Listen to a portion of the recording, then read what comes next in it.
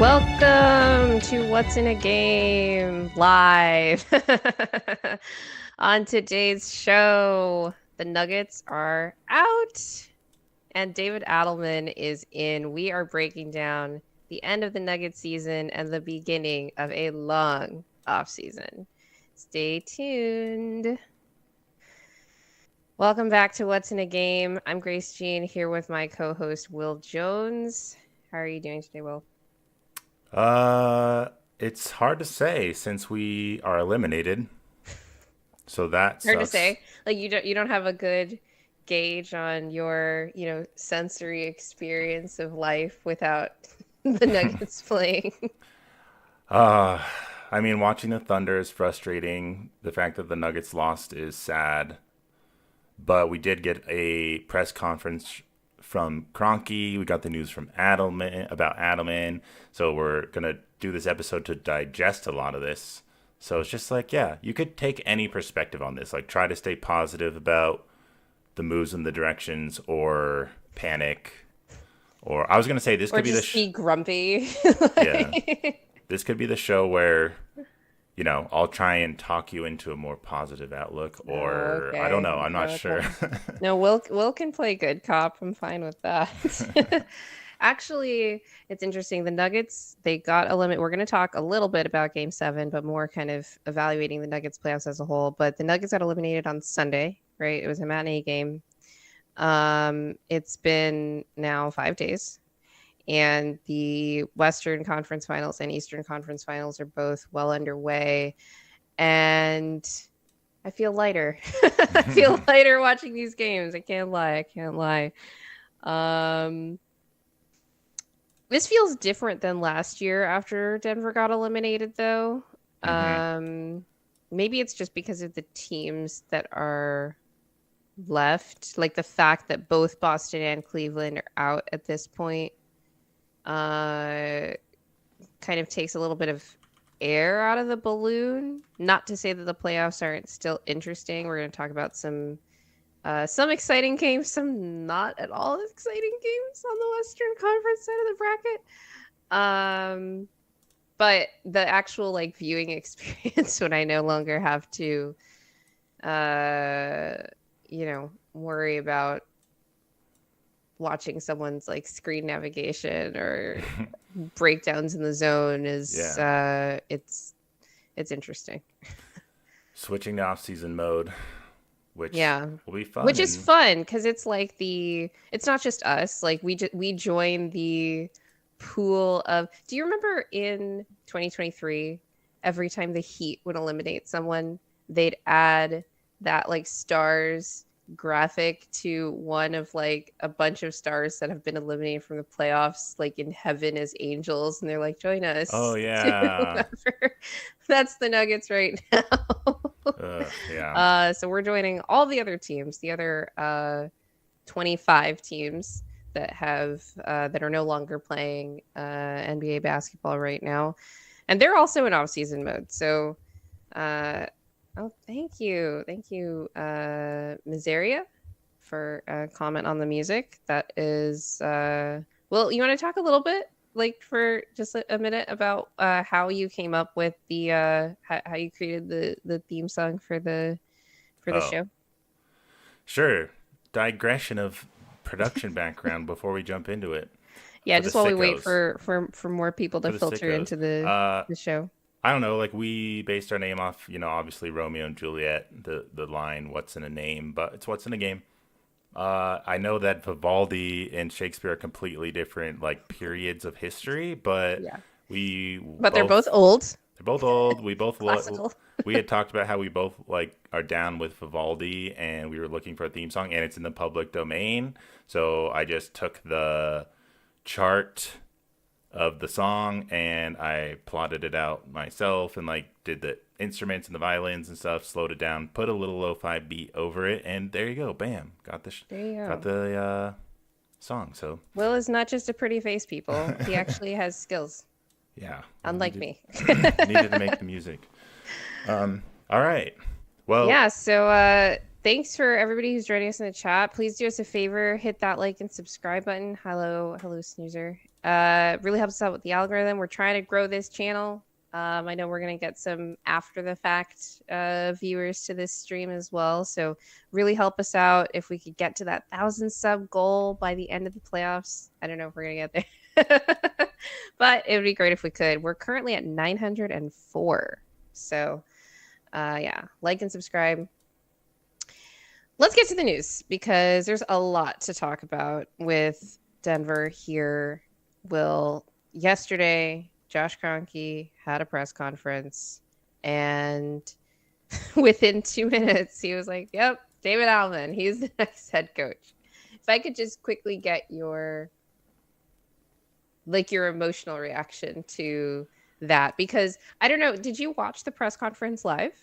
No, I didn't. I, Okay. I went back to watch it, so I had to see everyone's reactions on Twitter, and then I went back to watch it. But I mean, I I think when we were like in the series and we're almost leading it, like we're up 2-1 and we had a chance to go up 3-1, I thought like, damn, if we beat the Thunder, you have to hire Adelman for sure. Like, Yeah. no ifs, ands, or buts. The fact that it didn't work out, and there was some stuff that Adelman was doing that I think we talked about on the show that we were questioning. It wasn't like anything bad, and you kind of expect it with the fact that he's so new and took over with such short notice. Short notice is underselling Yeah, it. and he's Three going up. games. 3 games before the playoffs. He's going up against a really good team. You see Chris Finch and them boys struggling right now. So I don't know. Like, I'm happy for Adelman. He said a lot of things that shown that he kind of knows what the players want in a way they want to be coached. And he makes comments about them taking more like ownership of the communication and not needing powwows every time something goes wrong. Maybe he's going less hard on the rage timeouts like Malone. I don't Maybe. know. I think that in the playoffs they were probably in less need of rage timeouts, though there were some times when I felt like we could really I feel like I need a rage timeout for my emotional sanity right Yeah, no. now. So hey, sometimes you still got to take a timeout, like, Yeah. But I think I was just like, I think Adelman's, like we knew he was going to be hired somewhere, and we were all like worried about, no, please, someone don't take Adelman from us. That was when we had Malone though, and we wanted Adelman to be the assistant still because that's a pretty good pairing. And now Malone's gone. I'm happy Adelman's back. I get the idea of like needing maybe a more fresh perspective on the coaching and the GM, but Adelman is like familiar and fresh at the same time. Like, he's definitely his own dude. Jokic said he knows ball. AG says he knows ball. The players seem happy with it. Well, AG was also super high on Dario Saric before the season started. Yeah, I know. I So, felt very good about the AG thing until yeah. you brought that up, and I was like, oh yeah, No, I mean it's clear the players like him, right? Like we're going to talk more in detail about the pros and cons of this hiring, but that much is evident. It's clear that like not just the players like him, they were clearly going to bat for him, except for Jokic at the end of the season after Game 7. Every other player was like, "DA's awesome, we want him." And Jokic was like, "That's above my pay grade," which hmm we'll talk about that comment as well. But yeah, that's the big news of the day, and we're gonna get into the details of that after we talk about. That's true. We were definitely, at least we were not this low on Dario as to like how it ended up turning out, except for Swipa, who I'm gonna give him credit for that because he was ahead of that curve. We're gonna get into the details of the Adelman hiring and the Josh Kroenke presser, but first we have to talk about the end of the season because I think that's going to inform, how we view the direction that the team is taking moving forward, right? So the Nuggets get eliminated. Game 7 sucked. I don't have any specific notes on Game 7. It was pretty much what you'd expect. AG played through a grade 2 hamstring injury, couldn't sprint. yeah, MPJ couldn't shoot. Who knows if that's because of the arm? Who knows if it's because of the brace? Jamal, inconsistent. Still sick, actually. Like our last stream was about his flu game in game 6. That was where he was completely in control and amazing and like the best player on the floor. And in game 7, it was just like, oh, this was like game 5 Jamal again. um, yeah, AG was a dog early, and he was making shots. This is the other thing, is like we were making shots early. Then, the Thunder go on their run. They're forcing a bunch of turnovers. They're not getting called for fouls. It's just they're at home in a game 7, which, Yeah. we have some experience with that too, but didn't quite go that way. It basically looked like our game 7 against the Clippers, but in reverse. Yeah. That was basically Yeah, my evaluation. Started out a little bit better than, I don't remember. I think the Clippers were also up. Were they take not? a lead? I don't Yeah, remember. they were also up in that first quarter. And then we were like, no. Yeah. We got this. So. It's been litigated a bunch with all the post shows, and I'm sure all you guys watch the standard Nuggets content going over that game. That run in the second quarter was pretty killer right before the half, and the Russ, P-Watt, Yoke lineups were pretty rough for sure. Where those Russ and Peyton, we talked about it on our last show, did we not? Where I was just like, these lineups have been just bad, and they were maybe the worst they've ever been in game 7. And it was the same thing again, and yeah. Caruso on Jokic, I thought he was fouling him a ton. They allowed it. If we had done this show any earlier, I would have spent the whole time just blasting the refs, which I've been doing on Twitter.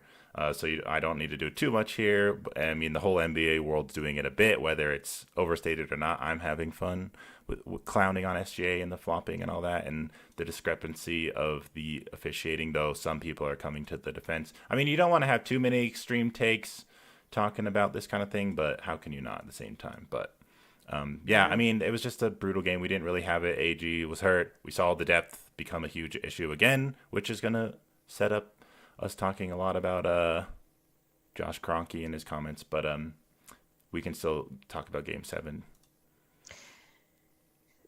Oh, hello, CT.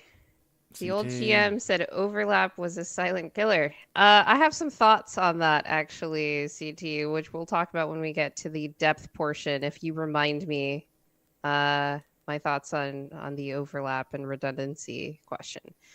How far away was Denver, Will, from being a team that wins the title this year? Not can win. So I think even more things break right for them, because I think a lot of things did break right for them across these two series. If even more things break right for them, you could see this team winning the title. How far away was Denver from winning the title this year? All right, so Poppin in the chat says he needs Nuggets content, something that gives him hope. So I'm going to lean a little bit to the hope side on this answer. Okay. I know, I even said in the last show, I don't want to go too moral victory heavy on the Nuggets and all that, and be like, hey, taking them to 7-game series was awesome, and it was an accomplishment. But at the same time, you do see how well the Thunder are playing, and you can't help but think it a little bit. I did say, man, if we could just get through the Thunder, it might be open for them. And I still didn't know how we would fare against the Knicks and the Pacers. And the Wolves too, because just after that matchup, especially with all our injuries, was just brutal. And AG even said, if we had gotten through that game 7 and won, he probably would have missed a couple games in the next series. So you think that's going to really hurt our chances against the Wolves too. The Wolves look bad against the Thunder right now. They've played 2 games on the road. Because the Thunder have rim protection. Okay, yeah. It would look different for sure, Nuggets versus Wolves series, but I can't help but think we would have a better chance than maybe I would have expected against them. I don't know how we'd be against the Knicks. Because there are some things that the Wolves are doing that have nothing to do with what the Thunder are doing, where there's so many possessions where you're just like, what the hell are you doing? Yeah. Kind of thing where it's oh, this is why you guys were the 6th seed kind of thing. Yeah, and injuries. Even though it was just they only won 1 fewer game than us, so I don't want to go too hard on that. Yeah, injuries and depth would have been an issue in the finals too against Pacers, especially, and the Knicks. But I think we were still somewhat close, and we're on a contending level that I didn't necessarily expect, and it did exceed my expectations in that sense. So I mean, I still think we're pretty close So I think part despite the of that, injuries. yeah, I think part of what gives fans optimism is, like you said, they're closer to a contending level than you would have expected given the regular season, is because they looked so dejected during the regular season. This was a team that a lot of people saw as a first round exit. As dejected as they looked, I didn't see them as a first round exit. Like, I made that very clear. I was like, this Clippers team is not as good as people think they are. And even I didn't know how the Nuggets were going to play defensively. It's funny because their defense really carried them through that series. I would say their offense only won them 2 of those games. Um, it was like really like 1.5 of those games against the Clippers. Yeah, I even with that, I didn't think that they were that bad. But it's like, would I have been shocked if they went out in the first round, given how they looked like throughout March and like the beginning of April, I guess, before the last 3 games, where who knows how do you even evaluate that when like one of those games was a blowout against the Rockets, who were playing for literally nothing, right? Um, we took OKC to 7. The Wolves do look atrocious against them. Now, to be fair, the Wolves have had 2 games against OKC where they looked horrible. We had 2 games against OKC where we looked horrible. Maybe Minnesota turns it around and has a bunch of close games left to close the series in whatever way, like whether OKC wins it or not. We took OKC to 7, but we also had opportunities to win the series in 5 or 6. Now, how do you look at that? Well, we were good enough to have those opportunities, but we weren't good enough to close them out, to actually capitalize on them, right? Um, the starters, like, just kind of looking at this series against their best, like the toughest opponent that the Nuggets have ever faced in the playoffs, is that fair to say, or would you say the Wolves last year were a tougher opponent? The I think Wolves that were there's tougher than the Thunder for us. Is that I'm asking you because you've been a fan of the team forever. In the Jokic era, which was a tougher series for Denver, OKC this year or the Wolves last year? I kind of feel like In terms of matchup. the opponent, not, Yeah, yeah. matchup wise, I think the Wolves were harder last season for us Mm. specifically, and how they just had a lot to throw at us. The Thunder, while their defense is amazing and might be better just like in a vacuum than that Wolves team, we had some ways of getting through it. It did take a while to figure it out, though. I mean, Jokic took a while to get going, Yeah. but Can I yeah, actually say, like, on that note about the defense, the difference in these 2 yeah, defenses, leaving that Wolf series last year, there were so many games where their physicality and everything were completely overwhelming, to the point where we get out of that series, Nuggets get eliminated, and I'm thinking to myself, how did we make that 7 games? How did we score ever on this team? But watching Minnesota now against the Thunder defensively, where they're also struggling. They're struggling on both sides of the ball. But defensively in particular, you're like, man, this Wolves team is ridiculously undisciplined.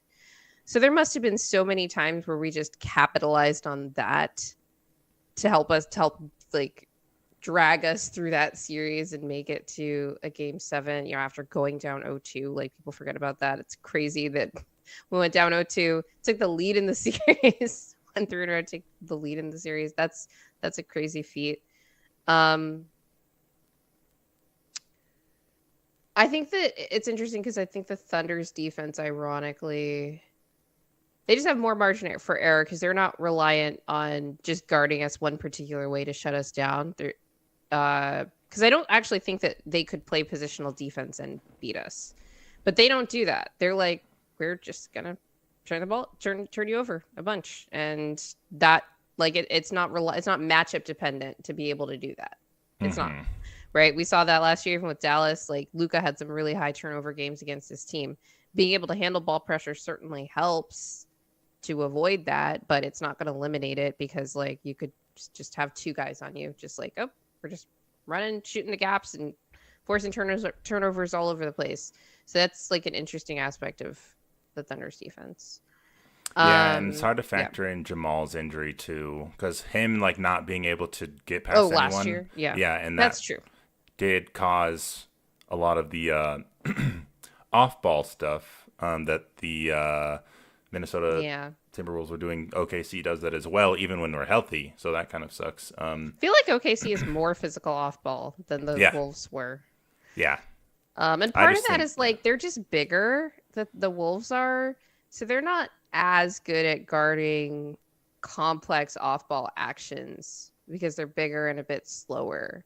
And that's Mm-hmm. what I'm noticing against the Thunder too. Now there's some caveats to this, right? Because this whole discussion is trying to figure out how far away was Denver. We're trying to figure out how good we were when it comes to comparing how we looked against this team in OKC that is now the measuring stick team. They're clearly the best team in the league, and they have been for a while now.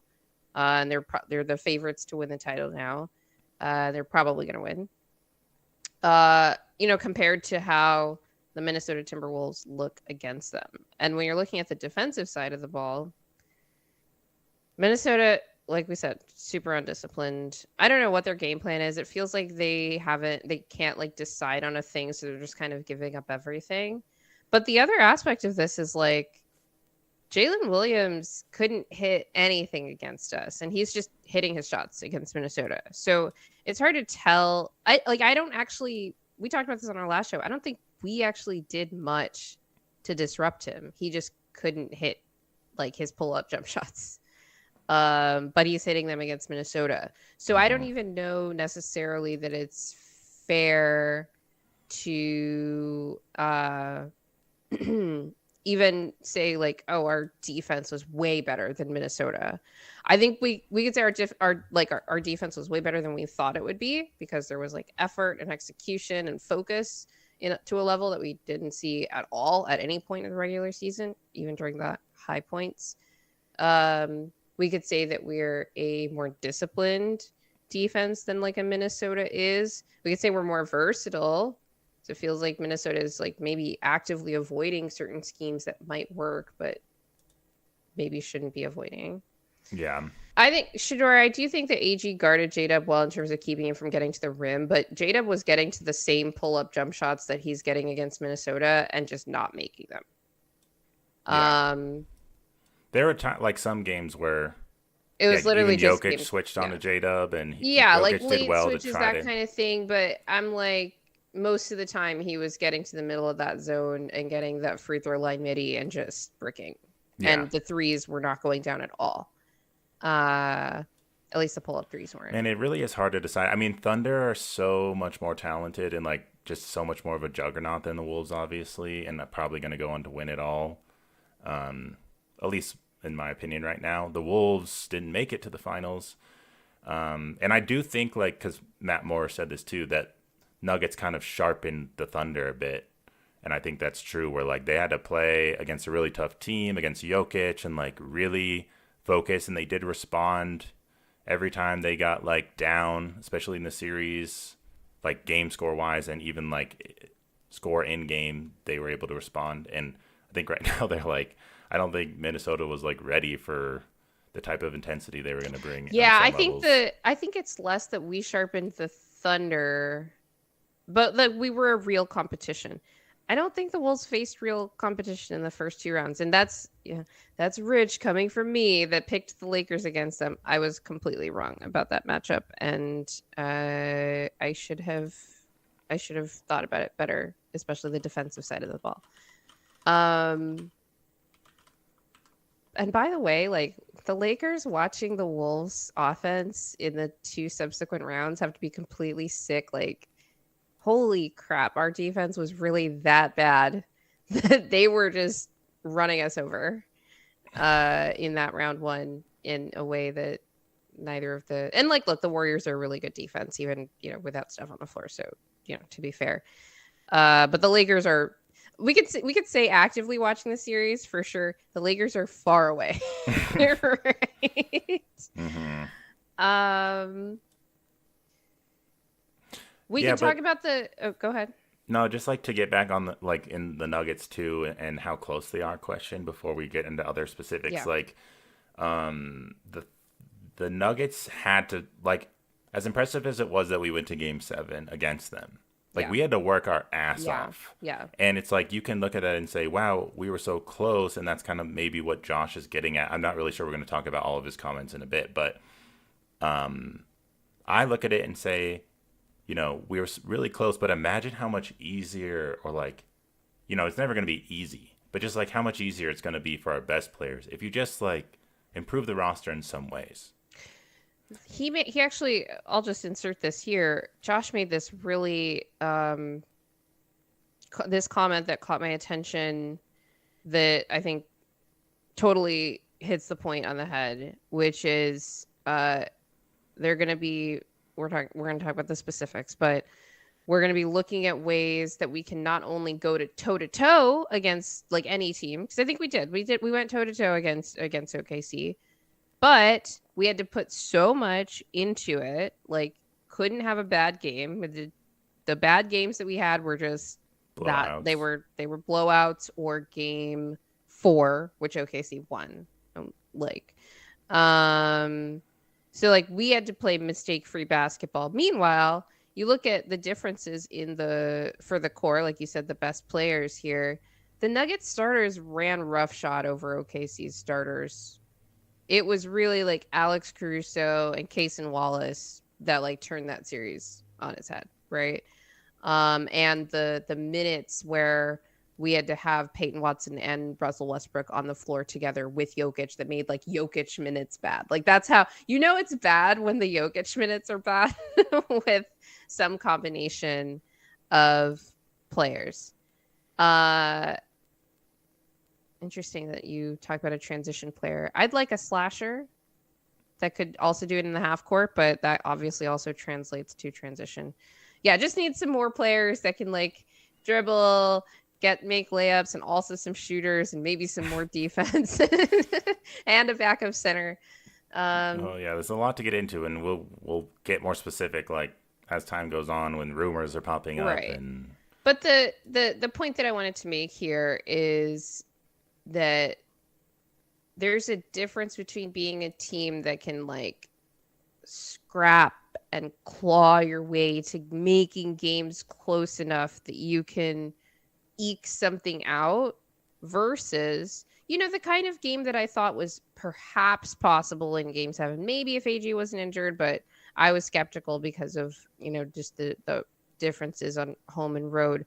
But the kind of game that was possible when we have more lineups that are overtaking your lineups to where we don't have to rely on one lineup that was good. It was literally our starting lineup was the only lineup that was winning its minutes. Every other lineup was abysmal, like any combination of players. It wasn't just the non-Jokic minutes. It was everything. And it was primarily actually a lot of the Jokic minutes with our bench players. That's something we'll talk about more specifically. But this idea of we should be the team that is forcing other teams to adjust. And to a degree, we were.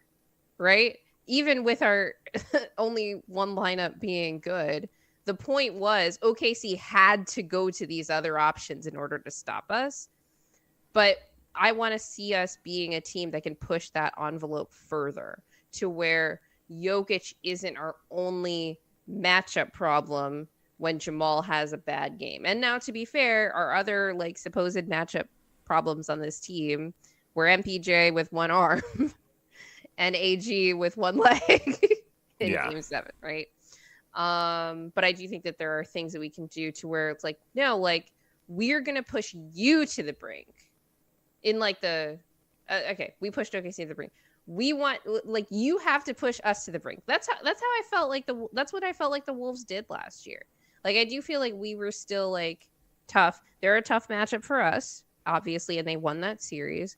But it was like, no, like they had to do a lot to beat us in that series. Mm-hmm. And I don't think OKC had to do that much. I just think they gave away a couple of games that they shouldn't have. But you could also say the same for us. So that's the nature of this dialogue here, right?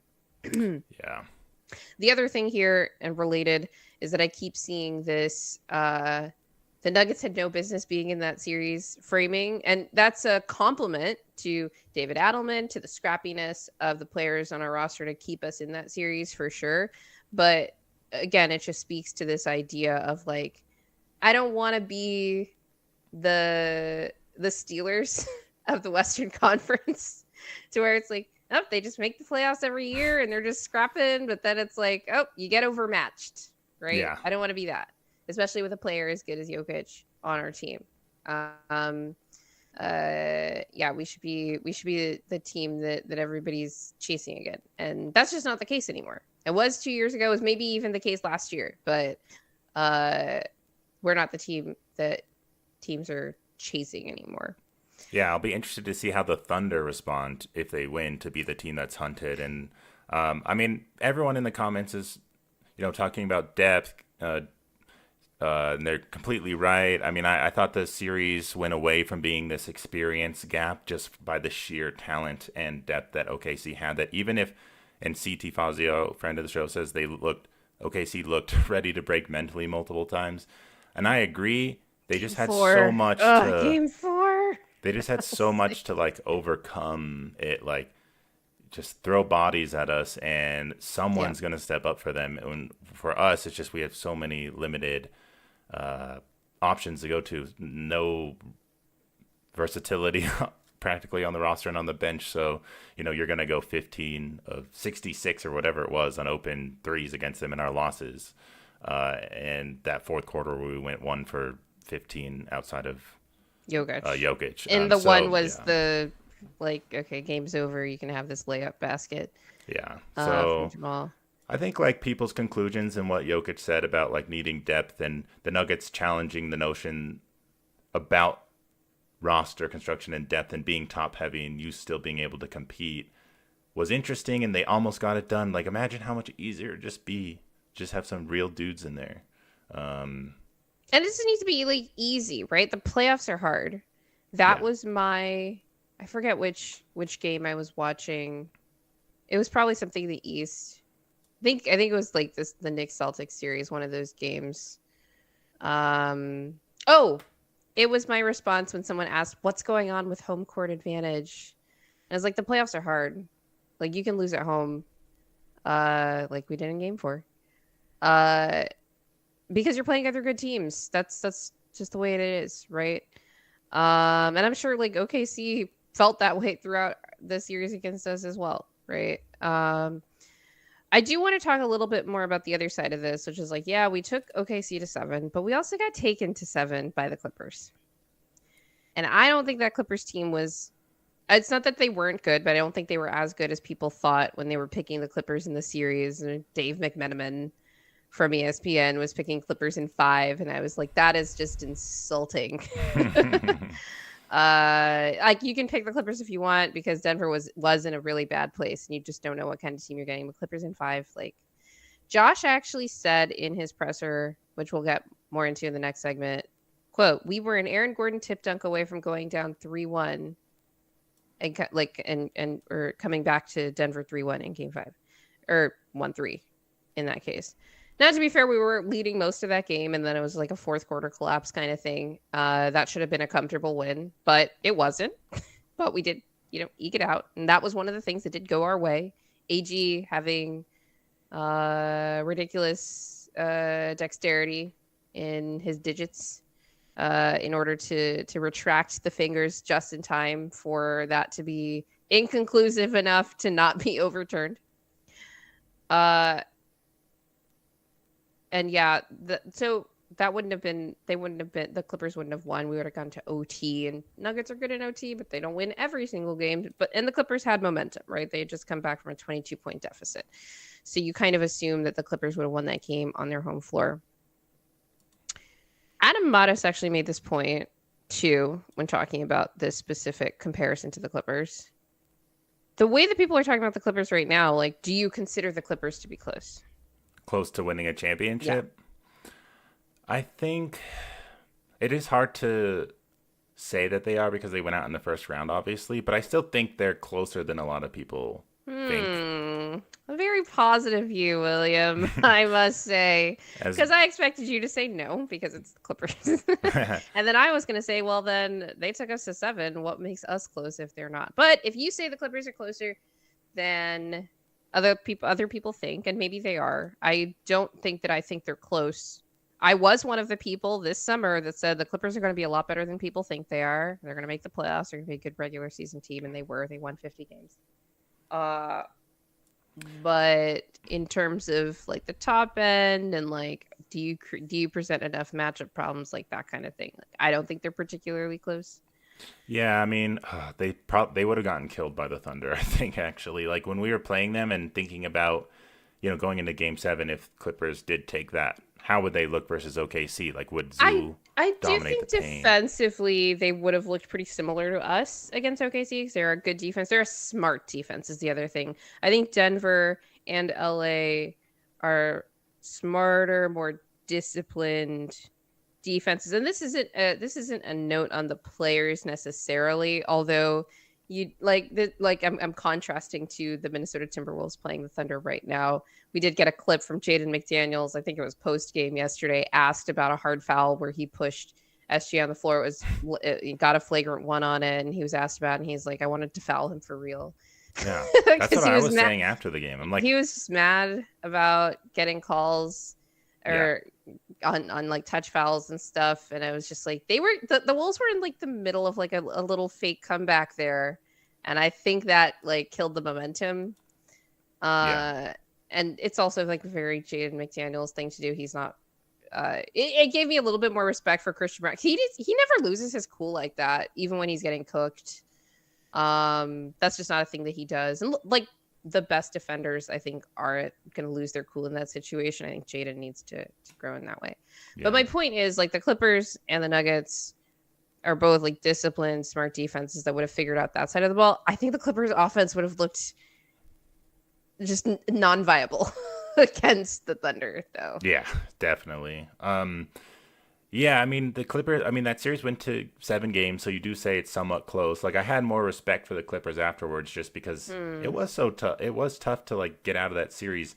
I think we could have done better, like closing it out, Game 6 on the road, realizing that opportunity was there, get more rest going into Game 7 versus the Thunder. Those types of things. So, and if Mike's shoulder doesn't get injured, are we able to close them out easier? Like, I do think maybe there's a Yeah, hard limit on possible. what the Clippers can do in terms of Kawhi and James Harden being like Yeah, the head of the snake. they have a lower ceiling. Yeah, so it's like I think they're closer than people are saying, but I think it's like almost, this might be hard to say, but like impossible that they would have won the title with this team. So like I'm kind of thinking they're gonna go into the like rebuild kind of like change strategy mode.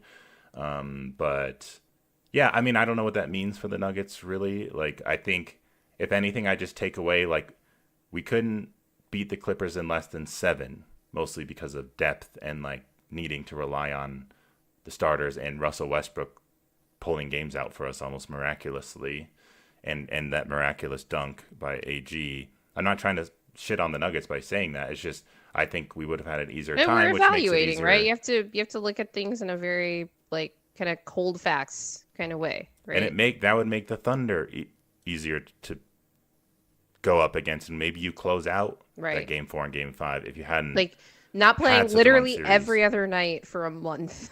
And AG said it like he wished he had more rest in the playoffs. And if you go to 7 games, that's you Yeah, only get one day every time. There was exactly. no little break in between. So we And need to like I have seen people talking about this. They did it mostly during the Thunder Nuggets series. And I'm talking about like non-Nuggets fans, just kind of NBA Twitter talking about the every other night schedules for like late in the semifinals and then going into the conference finals. And on one hand, I get it. Like having more rest for players means you do get better games, probably fewer blowouts from just exhaustion. Uh, another part of me though that's like it's a little bit of sour grapes because I'm thinking about 2023, how the Nuggets ran roughshod over the Lakers because LeBron could not hang with that schedule in the Western Conference Finals that year. And the Nuggets happened to be the team on the receiving end. And I'm not saying that like, oh, this should always help Denver because it's clearly not now that they're not that like young, scrappy, a little bit deeper team anymore. But the point is like, the playoffs are hard. Try to win your don't go 7 in the first two yeah. rounds.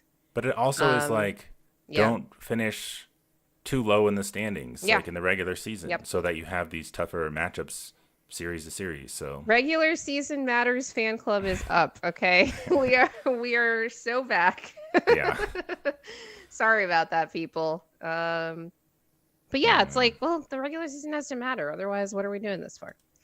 And now we're seeing the Thunder, look like the team that they looked like in the regular season. So maybe it is like impressive that the Nuggets were able to make them look mortal for a few games in that series, including some of Denver's losses. I feel like they made OKC look mortal, and that I think is a testament to their, defensive competency, even if they don't necessarily have a high ceiling on that end of the floor as yeah. currently constructed. All right. Yeah, Let's let's get get to the into Josh it. Concrete press conference.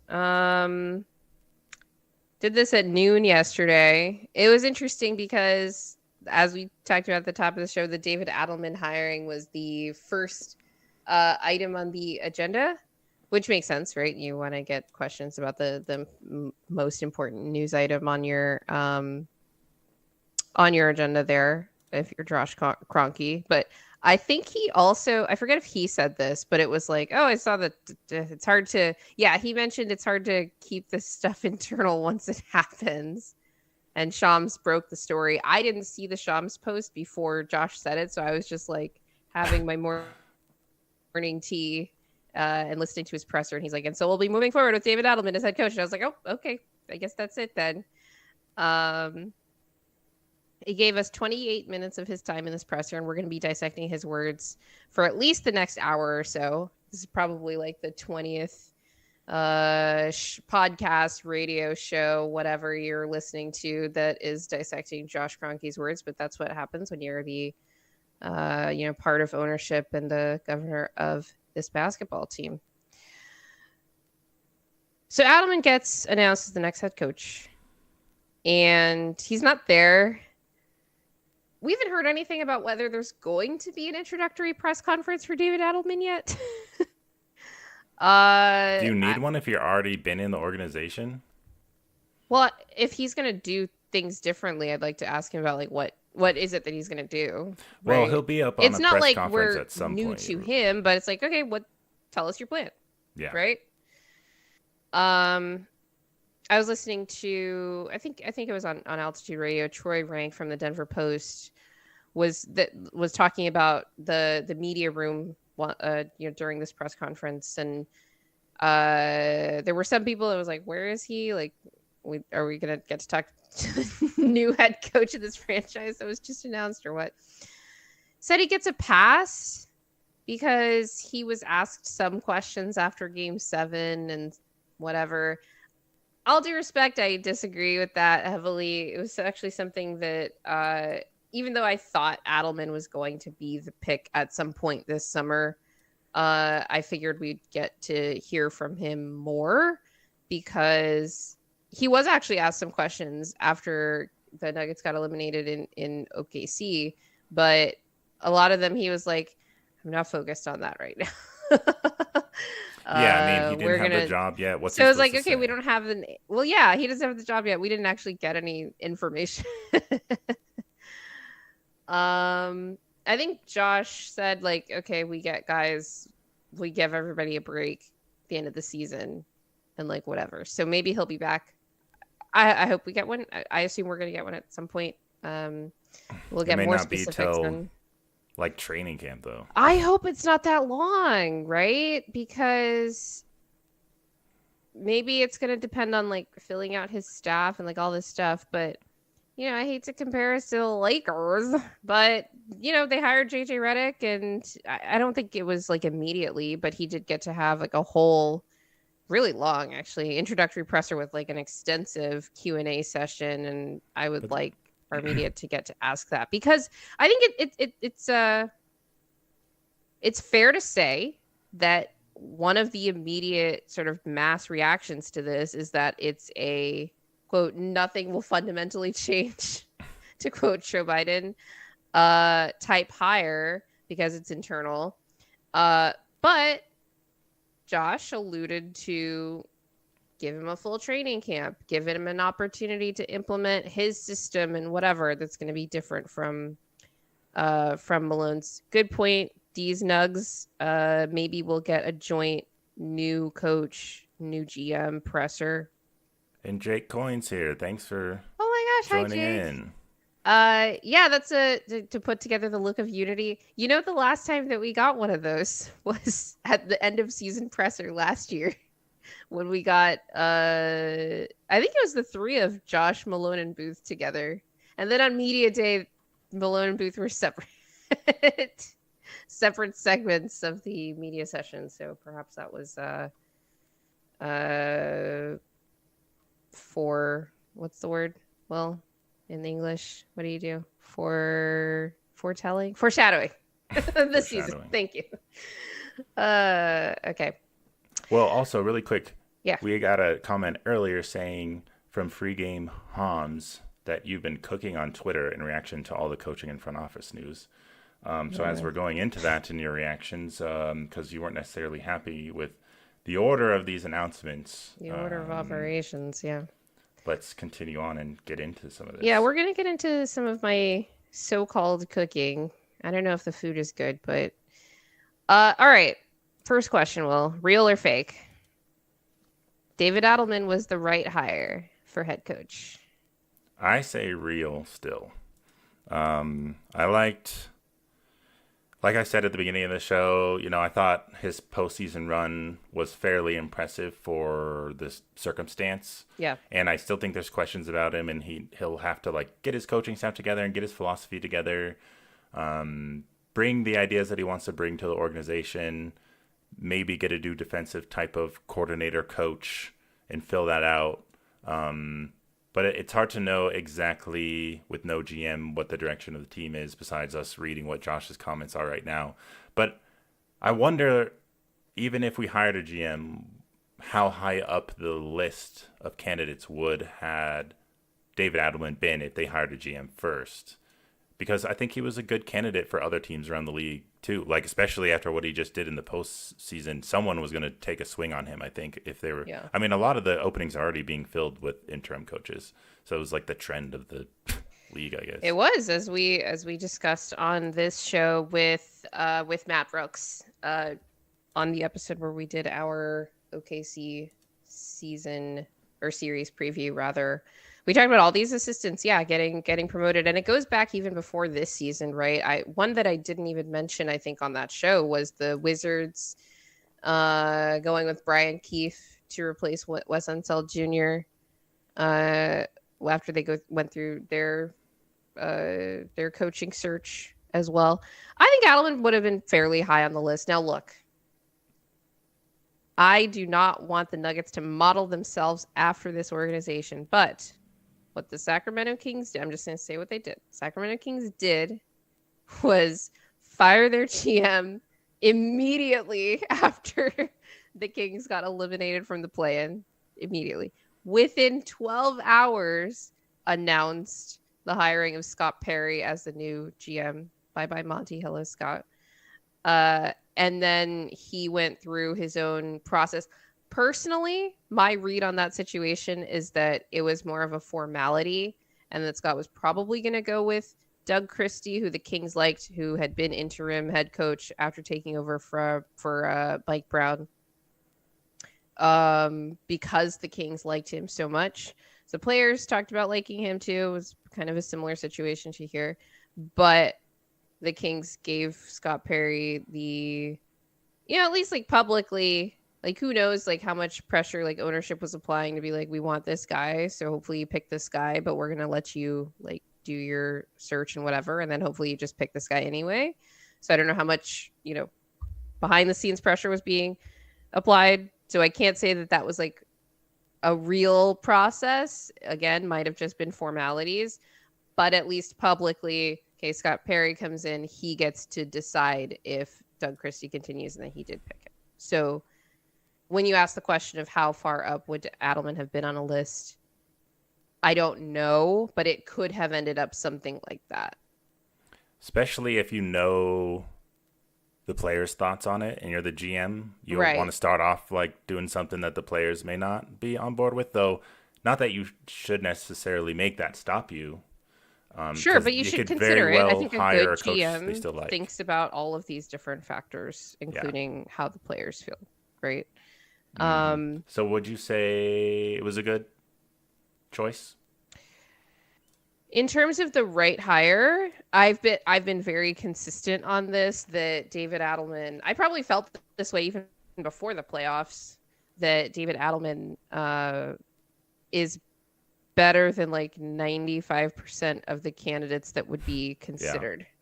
Just because I think David Adelman is probably good. And I think there's lots of coaches that can come in and mess things up and not have that pre-existing relationship with the players. So then that, not necessarily would be bad, because obviously a new head coach could come in and like establish those things, but there's a risk, inherent there. And there are lots of coaches that might be considered that I absolutely don't want anywhere near my organization as Yeah. well. So in terms of like, was he the correct hire? I think there are probably only 3 coaches that you could argue would be better candidates than him that would be available. Argue, but I think he's like maybe on that level or close to it as these guys. Some of the names that I've been bouncing around with my various peoples. Was like, oh, I was very impressed with the Clippers defense in round 1, and maybe Jeff Van Gundy could come in and like revitalize that for us. Hell no. And I don't know how he would be as a head coach, but that was just like something that was going through my mind as I was like, I'm really impressed with like the versatility and like what he did to transform that team, really, right? Because it's less like what the Clippers did, but how much better they looked, since he came in and like started to implement these really aggressive schemes. I'd take him That's as the one. defensive coach, not the head coach. Well, sure, yeah. but like he's But too we're big not of a gonna get name. him. Like if No. he's gonna leave LA, it's gonna be for a head coaching position. He's not Yeah. gonna go be a defensive coordinator But somewhere I else. still think something along these lines could happen, where it's like we're bringing a new defensive-minded assistant coach to get this defense into shape. But that could be big wishful thinking, of course. But that's something I'm hoping for. Sure. Another name that has been tossed around that I'm like, okay, I could see it with this guy too, is Micah Nori, who we know Jokic loves, because he's been a Nuggets assistant before. I don't know anything about what kind of offense he would coach or anything like that. So this is why it's like, okay, it's questionable whether these guys are actually better than Adelman. And then I actually can't remember the other name that I was thinking about. But all these guys are assistant coaches. Like there are no like former head coaches that are really like super piquing my curiosity. I'm pretty low on Frank Vogel, but to be fair, he did make that sad Phoenix Suns team a top 12 defense last year somehow, like Hmm. magically. Yeah. So you And think he could get the defense together? His offenses sure. usually suck, but could Jokic just Yeah. take care of that and then boom? But I don't know. I'd rather just Like go he's for probably a really good regular season coach. yeah. I'd rather Not, just go not mid- for Adelman and like he's like a younger guy. Seems to be pretty smart with how he understands the game on offense specifically, and I like that. It's just a matter of fixing the roster and stuff Yeah. and the GM. So Now, before we move on, I do want to just get into what Josh said about him. So just kind of giving you insight into what Josh and like the organization likes about Adelman. He liked that he knew the players well, and he talked specifically about, yeah, he knows their tendencies and stuff, but I like how he knew him as people. So I think that Josh was kind of inclined to be like, if Adelman does a good job, like I want to hire him. Like he was sounds like he had the inside track there. Personally, for me, I like that the players like him and seem to respect him, at least for now, right? I'm sure they respected Malone at some point in the distant past. I will say the 82 game grind is just different. And I'm curious to see how that's going to play out next season with Adelman as head coach, because, the players were clearly more motivated after the coaching change. I don't think that was necessarily just Adelman there or even just Malone out. It's just like, oh, this is a big change. Like we said, it was a signal like we're not going to sleepwalk through the rest of the season. It's time to get it together, and everyone kind of whipped themselves into shape, started playing defense, started watching film, and started to take their jobs seriously. Christian started playing defense. Apparently able to guard SGA better than Jaden McDaniels can. Even on the worst nights, because I'm like, man, SGA is just getting whatever he wants in this Wolves series. It's something to behold. Uh, Josh said that he was impressed with Adelman's style of communication. So he does mention what we've talked about on this show and what a lot of people have talked about, where he's like a little more like collaborative with the players, or even like letting the players kind of take more ownership over aspects of conversations with each other.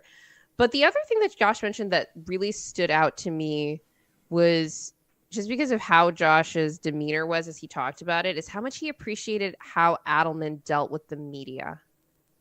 He was very impressed with that. You could tell by like the whole tone of his voice changed when he talked about Adelman's ability to deal with the media. And I think that's interesting because you have Josh is a relatively young billionaire, right? I think these guys get, and this isn't necessarily a bad thing. I appreciate this about Adelman too. I like how candid he is and all that. But I feel like Josh is not easily impressed sounds bad, but I think that he perhaps values the ability to make things sound good a lot. And it's not that, I don't think that Josh was contrasting this to Malone. I think that he was contrasting it to, I don't know how this guy's going to handle this situation in such a pressure cooker kind of scenario where, again, you're taking over this job with 3 games left in the regular season, and then you're thrown into the playoffs with a team that has the best player in the world and all of that. I think he was impressed relative to the expectation of how Adelman would handle that, being literally like thrown into this situation. So that stood out to me because of his tone. I know you listened to the presser after the fact. Did that stand out to you as well? I think I mean, it didn't stand out as much as you're describing, but I Okay. mean, it's definitely true. I just am like, I don't necessarily care about a coach that's not great with the media. I mean, that's cool. I mean, Malone also was amazing with the media.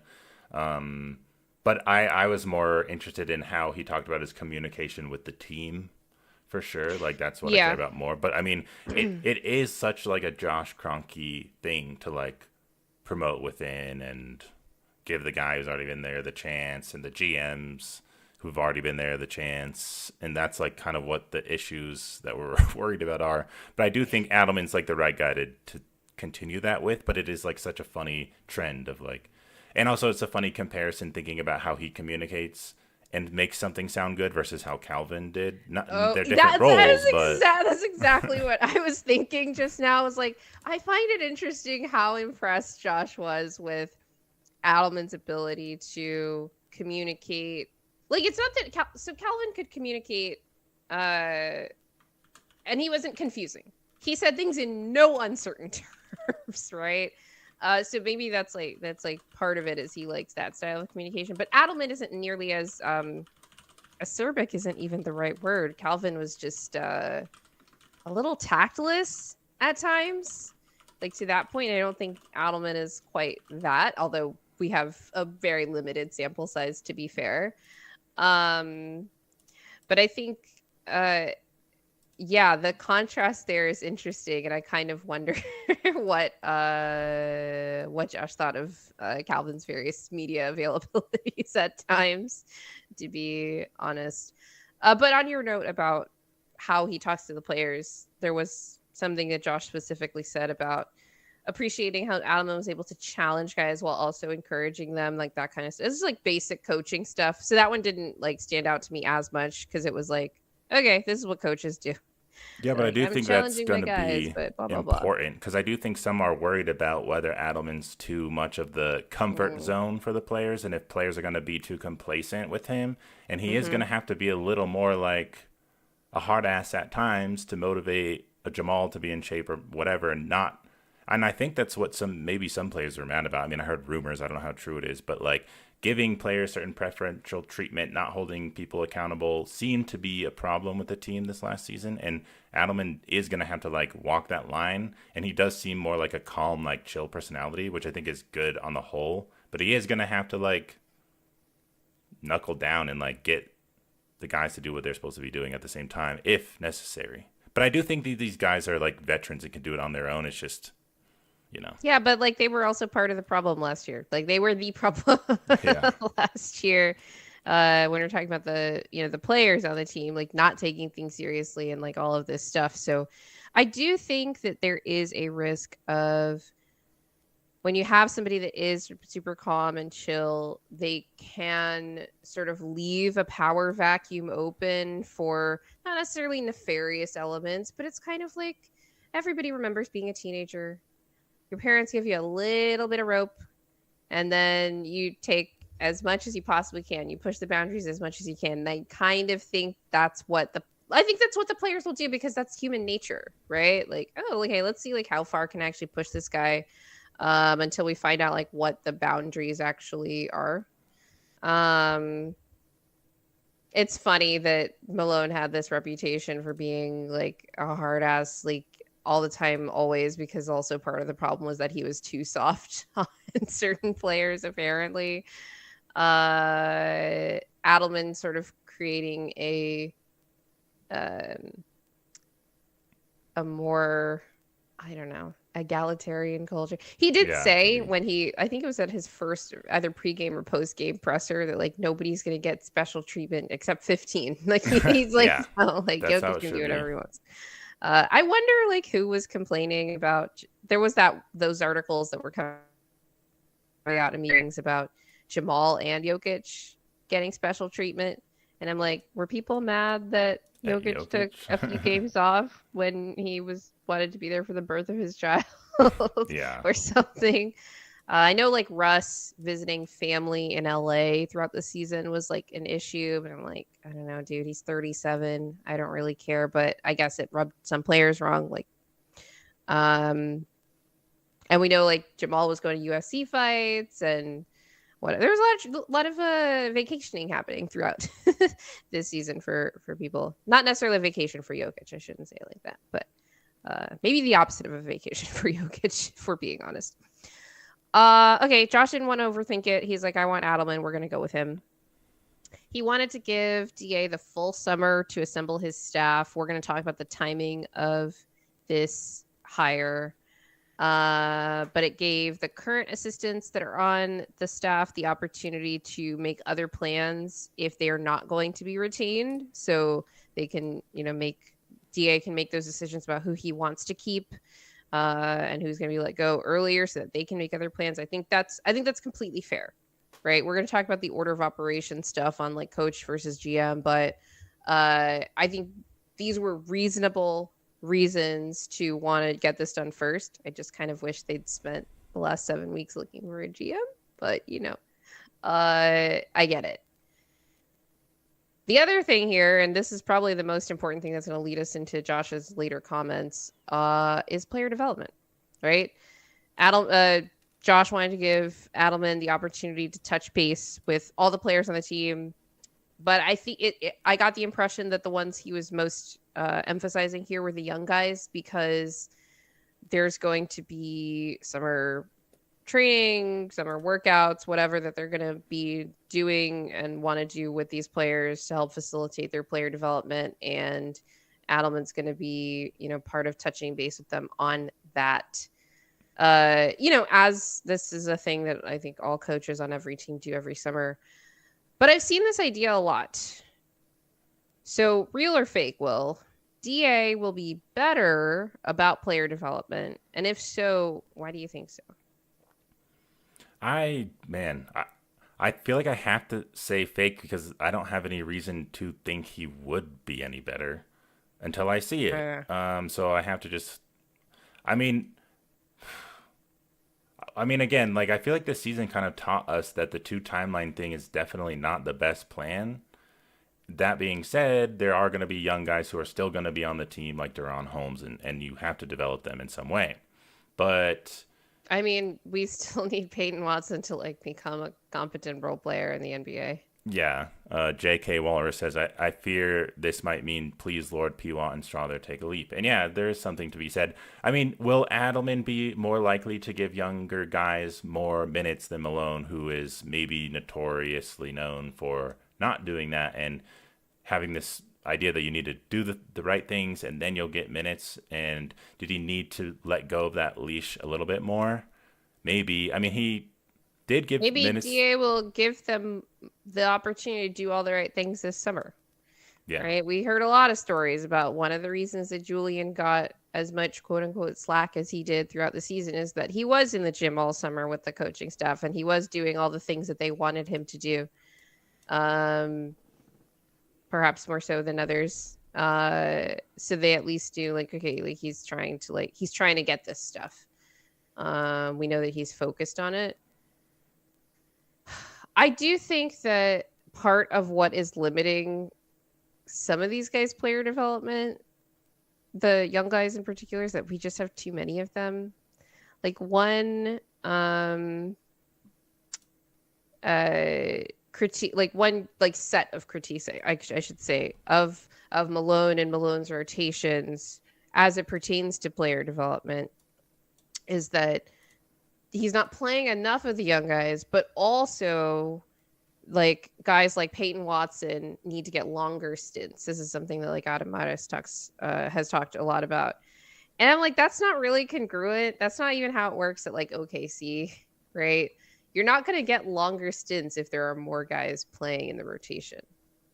And like you get, and we actually like I think the Peyton example is instructive in a way because I think the way that the roster is constructed actually disfavors his development in particular because whether he's playing with Jokic or in the non-Jokic minutes, he's going to be playing significant minutes with Russell Westbrook, or at least was last year. I don't know what's going to happen going forward. We have plenty of off season to talk about that stuff.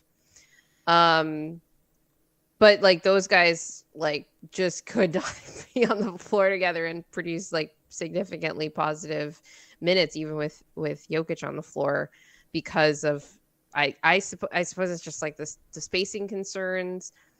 Peyton has his own like developmental limitations that make him a little less versatile. But when you put in a player with, like Russ that has to have a certain configuration around him too, it makes it really difficult to facilitate like optimum situation for development of young volatile player that sort of occupies a similar, at least ideally a similar role to Russ in like the secondary ball handler kind of slasher playmaker guy that maybe can finish but doesn't always finish plays. So that's Well, like it's not just about the coaching. Like I'm really curious to see what they do with the roster. I'm curious what DA does with his coaching staff, what he does, not just with the assistants that are going to be on the bench during games, but like player development, and all of that. Okay, CT Fazio, the overlap discussion. Thank you for reminding me. Again, Peyton Watson is instructive. One of the things that Calvin Booth emphasized in summer 2023 when he made the draft picks of Pickett, Julian, and Hunter Tyson is that, look, we had enough defense. We need more offense. We're going to get these kind of offensive guys. And there were a couple of interesting defensive wings that Hunter Tyson went ahead of or like close to in that draft because he was the last of those draft picks. Guys like Andre Jackson Jr., who I think went like a pick before him, but it was like, well, we could have picked him at Pickett's spot and just taken Pickett at the Hunter spot. That was like, and you know, he's been kind of on and off for the Bucks, but it's kind of similar role to Peyton Watson, right? Bigger playmaking defensive wing that can't really shoot, right? That's the thing. Tumani Kamara, who the Suns drafted at 52. I think a lot of people liked him on draft night. I'm actually surprised that he went that late. That was a really deep draft, I will say. I think he went after Trace Jackson Davis. There was a lot in the second round of that draft, as well as it obviously being a great first round draft because we had Wemby in there. You had that was Derek Lively's draft as well. Obviously, that both Thompson twins, like that was a really interesting draft year, right? We didn't draft any defensive wings. And the idea was, well, we can't have too much redundancy. Redundancy is the silent killer, according to Calvin Booth. And a couple of years removed from that draft now and those comments from Calvin, it seems more and more evident from like later roster moves, such as not retaining Justin Holiday, that the idea was less about, oh, we can't have too much redundancy on the roster because it's a silent killer, but we can't have somebody who's going to occupy the same role as Peyton Watson. Which, to be fair, you can lump into the redundancy as a silent killer, description, because if you're Calvin Booth and you believe like we have to develop Peyton Watson because he's going to be like the best possible, guy for us at this position, fulfilling this role, obviously having guys that could play ahead of him would impede that. Now, Peyton Watson hasn't exactly become the player that we needed on any kind of consistent basis. He's had flashes that we've talked about on this show, right? Had a rough playoffs. Obviously had that, was it a knee injury, a knee sprain, like mid-season, that threw him off. We've talked about on this show, like how Peyton always looks when he comes back from injury is like, very rough. Yeah. He probably has like the lowest post-injury floor on the team, which is crazy considering all the guys that we've had have injuries and come back and look terrible. But that makes sense. He's also the second youngest player on this team after Trey Alexander. Yeah, still. So like I get that, but because he hasn't been that guy and we don't have somebody else that could kind of fulfill that role, we were in a really tough spot when it comes to that. And I think it's funny because in 2023, I felt like they had a lot of good redundancy. Yeah. Like you had Christian and Bruce that did basically the same thing. Obviously, in that year, Bruce is better. You also did some ball handling and to be like that redundant role from Jamal. What do you think about this? I think it's weird. I remember Malone saying things like, you don't want to have any like specialists, but then Calvin said stuff like, no, redundancy is a killer. And I remember talking on, I can't remember if it was an off-season show last year, but where I was talking about the Celtics, and I thought basketball was trending in this way where it is way more about redundancy. Like you want like a clone. Pass, dribble, shoot, defend. 4 players all out there. Do a little bit of everything, yeah. And you have your and one look at star. OKC. Like, they're all the same players. You have your one star who's like transcendent and does what he does, and then everyone else around them has to be like a clone of the same guy who can do a little bit of everything. And like the redundancy thing and the specialist thing, it sucks because then it's like you put Peyton Watson in maybe when you need some defense, but then you have limitations because he can't do anything else. So you're like putting in these very specific tools that just aren't overall working out. Yeah. And the redundancy thing I think is weird. Like we do need like some overlap because we're just running out of bodies. Like as soon as someone goes down, then you have no longer anyone to like replicate that when you don't have redundancy. And so like when AG goes down, who do you have? No one. Yeah. Yeah, that like the power forward lack of redundancy. Like we spent in our off-season Denver's roster show that we did where we talked to Matt Brooks from Nuggets Digital about the number of power forwards and centers on this roster that cannot play. And that like we talk a lot about backup center, but backup 4 is such a black hole for us on this team. Maybe even more so than backup center. Until Duran, baby. Well, maybe like Calvin was ahead of the curve on that, but obviously he gets that injury last summer, but relying on a rookie to fill that role is really tough. But again, Calvin maybe creates a situation where if Duran hadn't gotten injured, there's nobody that's playing ahead of him in that role because it's like nobody is going to be like a clearly better backup 4 in that situation. So it's a bit of like, man, we really went all in on this strategy and it's tough. So we're talking about player development as it pertains to Adelman. Before we continue on Josh Kroenke's comments, Will, if you could bring up Bruce Brown's Instagram post from yesterday. He He shared the was, news of yeah, Adelman's hiring on his Instagram, so closely monitoring the situation.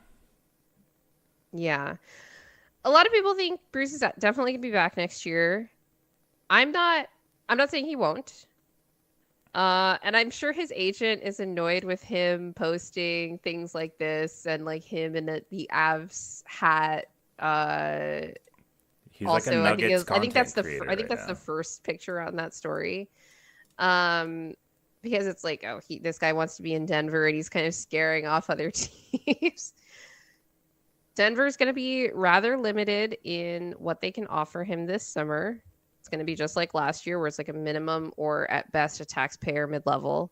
And that's, I mean, I think what Russ decides to do is going to determine a lot of that. And I'm not sure that Bruce is going to want to come here for a minimum because I think he can get a taxpayer mid level somewhere else. We'll And maybe see. even a full mid level. Like he might still be worth that, which is like 12 million a year, right? Mm-hmm. Um, so that's going to be an interesting one to monitor over the summer. Someone in yeah, someone was saying there's no way he would tease Nuggets fans like this if he wasn't going to come back. And I'm like, guys, do you not remember June 2023? Where that's all it was, yeah. But he got his money, Yeah. and I don't know. Like I've heard mixed things from all kinds of Nuggets Yeah, fans but about. he also took the money. Yeah, of course, as he Like, should have. well, yeah, I'm not saying that he shouldn't have. I'm saying, oh, I've heard like he's already made his money. He'll be willing to He'll come be back for a coming. minimum. It's like, well, he also took the money last time. So, like, what makes you think he's gonna, But also, forego that logic this time if we're not able to offer him, there seems to be this some other sentiment that future? he's just like a scrub now, though. Like people are like he hasn't played in so long. I don't even know if he can play anymore. Like there are some people who don't even want him on the Nuggets. Um, I don't know. Would you like for those people like would you like another playable player because we were lacking that A this playable year? player A who playable player loves our team who and misses playoff teammates. basketball apparently. He also Yeah. posted that last week. All right. Well, let's talk about the coaching search. Okay. So, we talked about all the good of David Adelman, like maybe player development will be better, maybe it won't. We don't know. But we can be optimistic about that.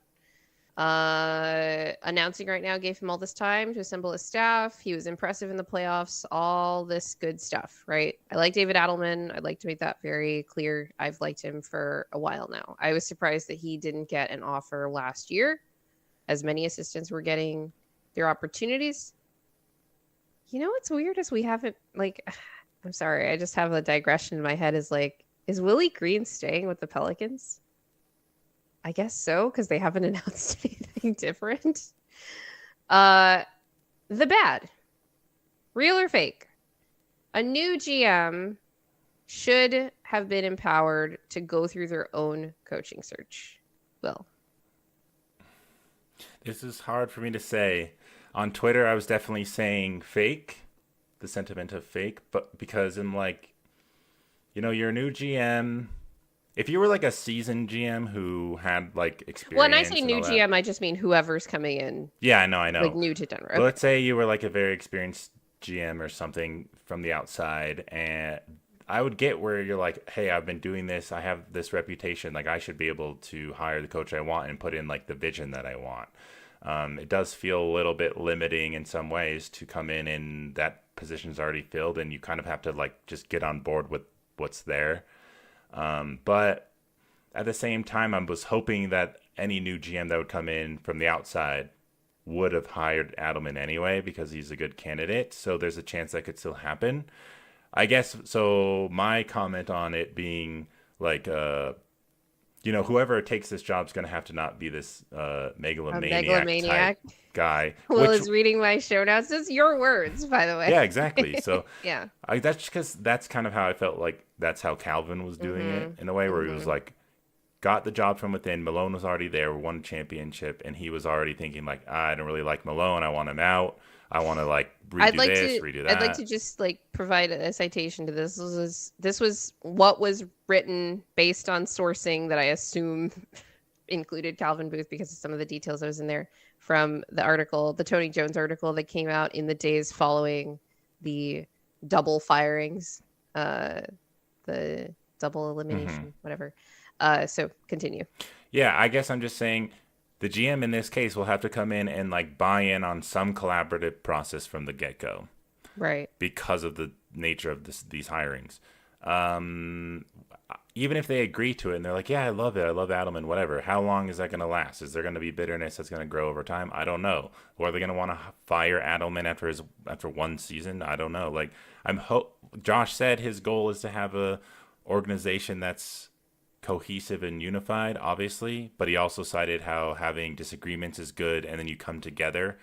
And I And guess, present a public united front, at least. yeah, and our up next one that covers this, but I think I put more on Malone and Booth specifically and how they handled it than like it's just an inherent thing that happens with GM and coaches and their relationship dynamic. So while it would be nice for a GM to do that, you can't just have everything sometimes. Sometimes you just gotta you're managing the assets, you're managing the roster, you're managing the draft and the scouts, you're leading them. You don't get to pick the coach this time. Like, sorry, you can't have all the You power can't have sometimes. everything always. I mean, like, if you want the GM for the job and that's something that they want, like, that's the thing is, like, I think there's a. Actually, I'll jump ahead to a later point that I think agrees with you here. So I was listening to Altitude Sports Radio. Nate Lundy made this great point. Or no, I think he's on Mile High Sports. My bad. I was listening to a lot of Denver content yesterday, so don't be mad at me for messing with my citation. But it was Nate Lundy. He suggested that many external GMs might actually feel, similar to what you're talking about and kind of comply with that, where they're like, look, okay, I don't get to pick the coach, whatever. I get to build a team around Nikola Jokic, and Jokic gets the coach that he wants. Jokic did say he was the only player actually that was asked about Adelman post game in Game 7 that did not present a like resounding endorsement of them. He's like, that's above my pay grade. Josh Kroenke made a joke about that at the presser. That was like, well, you guys know how much he makes. I don't think that it's above his pay grade at all. So that was kind of silly, which is funny because Josh Kroenke is the one paying him. But I don't think that I don't think this job is unattractive because of Denver's difficult situation with respect to like assets or the cap. I don't think it's unattractive, even necessarily like in a specific instance where it's like, okay, you don't get to pick the head coach. But it represents like how much autonomy am I actually going to get to do what you're like hiring me to do in this job, right? Because look, whether you agree or not, we got the reports that Calvin Booth was looking at packages to try to trade Jamal last summer, vetoed by Josh. Calvin Booth was looking to trade Mike Porter Jr. midseason. Again, whether you agree or not, vetoed by Josh. Now, to be clear, like the summer stuff is a little bit different because it was like they were trying to extend Calvin. That's the other thing I want people to remember here is like the Cronkies do not disagree with Calvin's vision for the team. They were trying to extend him last summer, even after everybody has their gripes about what they've done with the way that they've managed the roster and the cap sheet. And the Cronkies looked at that and was like, nope, that's fine. And he doesn't get fired until this like civil war sort of reaches a boiling point this season with the civil war with Malone. So the Jamal stuff was like pre that, but he got vetoed mid-season. And Josh was asked about this at his last presser. It was like, well, we're not going to make any big changes when there's not organizational alignment. At that point in the season, they pretty much know they're not going to be extending Calvin, right? They're going to let his contract expire. They only fired him when they did because they were fired Malone. Like, I think they were just like, let's just do this both at the same time. Like, it doesn't matter because they were going to let Calvin's contract expire anyway, like at that point when Calvin was looking for MPJ trades. Like, you're not going to let a lame duck GM make that move. But it speaks to a pattern of, again, whether you agree or not with the actual moves, ownership coming in and making these decisions and not letting basketball ops operate the basketball decisions. at least with the level of autonomy that maybe an external GM that comes in and like, oh, you want my fresh perspective and you want me to like make changes here, I have to be allowed to actually make the changes. And I think hiring the head coach beforehand, not even letting me go through my search, like let me kind of buy into this guy and like be on board with this too, in the situation like the Kings did with Scott Perry. Again, I'm not asking us to be the Sacramento Kings. I'd like to make that very clear. But there's that contrast there, and I think that is what would make a job like this most unattractive of all the, you know, negative factors that we've talked about. Those other things can be overcome, but I don't think that a GM, a good one, wants to come in and not be able to do their job. Yeah. I mean, I would say Josh became more hands-on and started vetoing things when he probably knew Calvin wasn't going to be the dude, which I liked. I think, yeah, it went on too long for sure, because we didn't really like what Calvin was doing, though. It kind of took this season to see how it played out to decide on his future. But I liked the decision ultimately.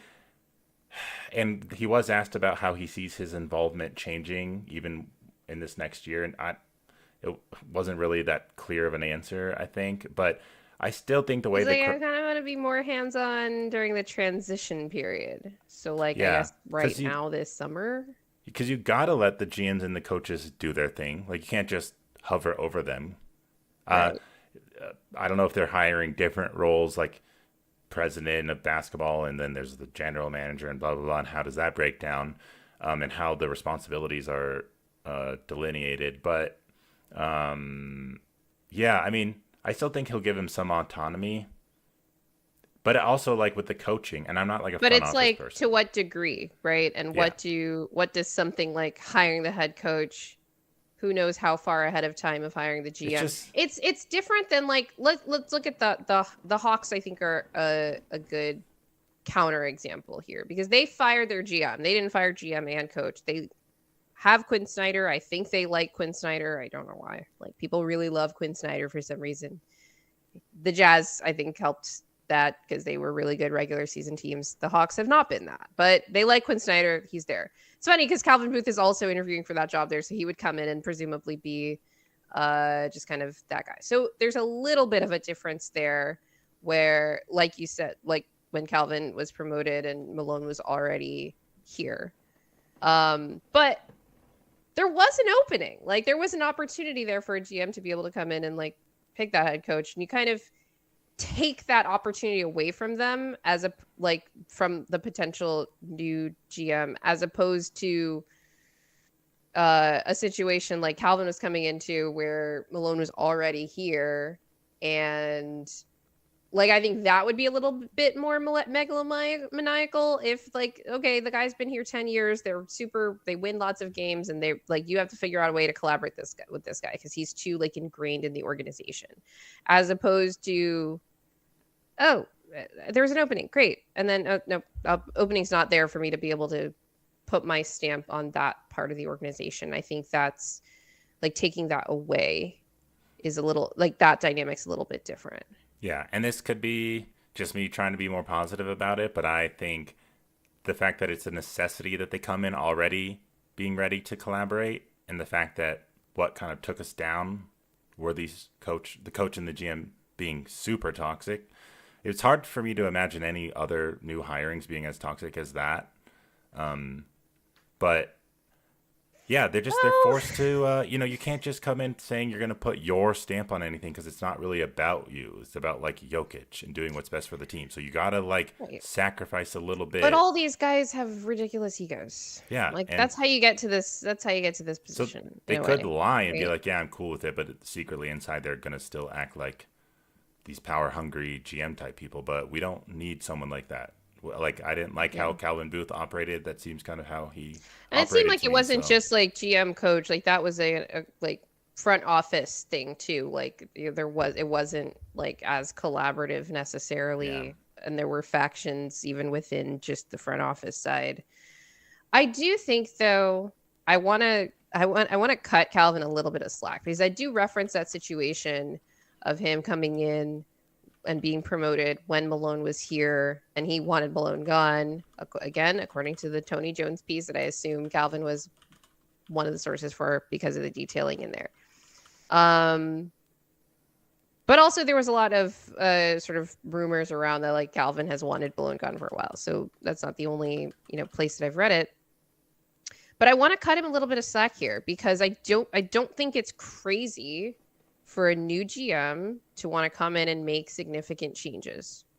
No. Now, to be fair, in the situation that Calvin was in, it was like, well, Tim Conley left and we just kind of need someone to fill this space and like continue to manage things. He did actually remake the roster in some pretty significant ways that I think a lot of people praised him for at the time, including drafting Christian Brown, drafting Peyton Watson, signing Bruce, which apparently Malone was like a big part of because coaches are important in like recruiting players to your organization. It's not just players and agents as well.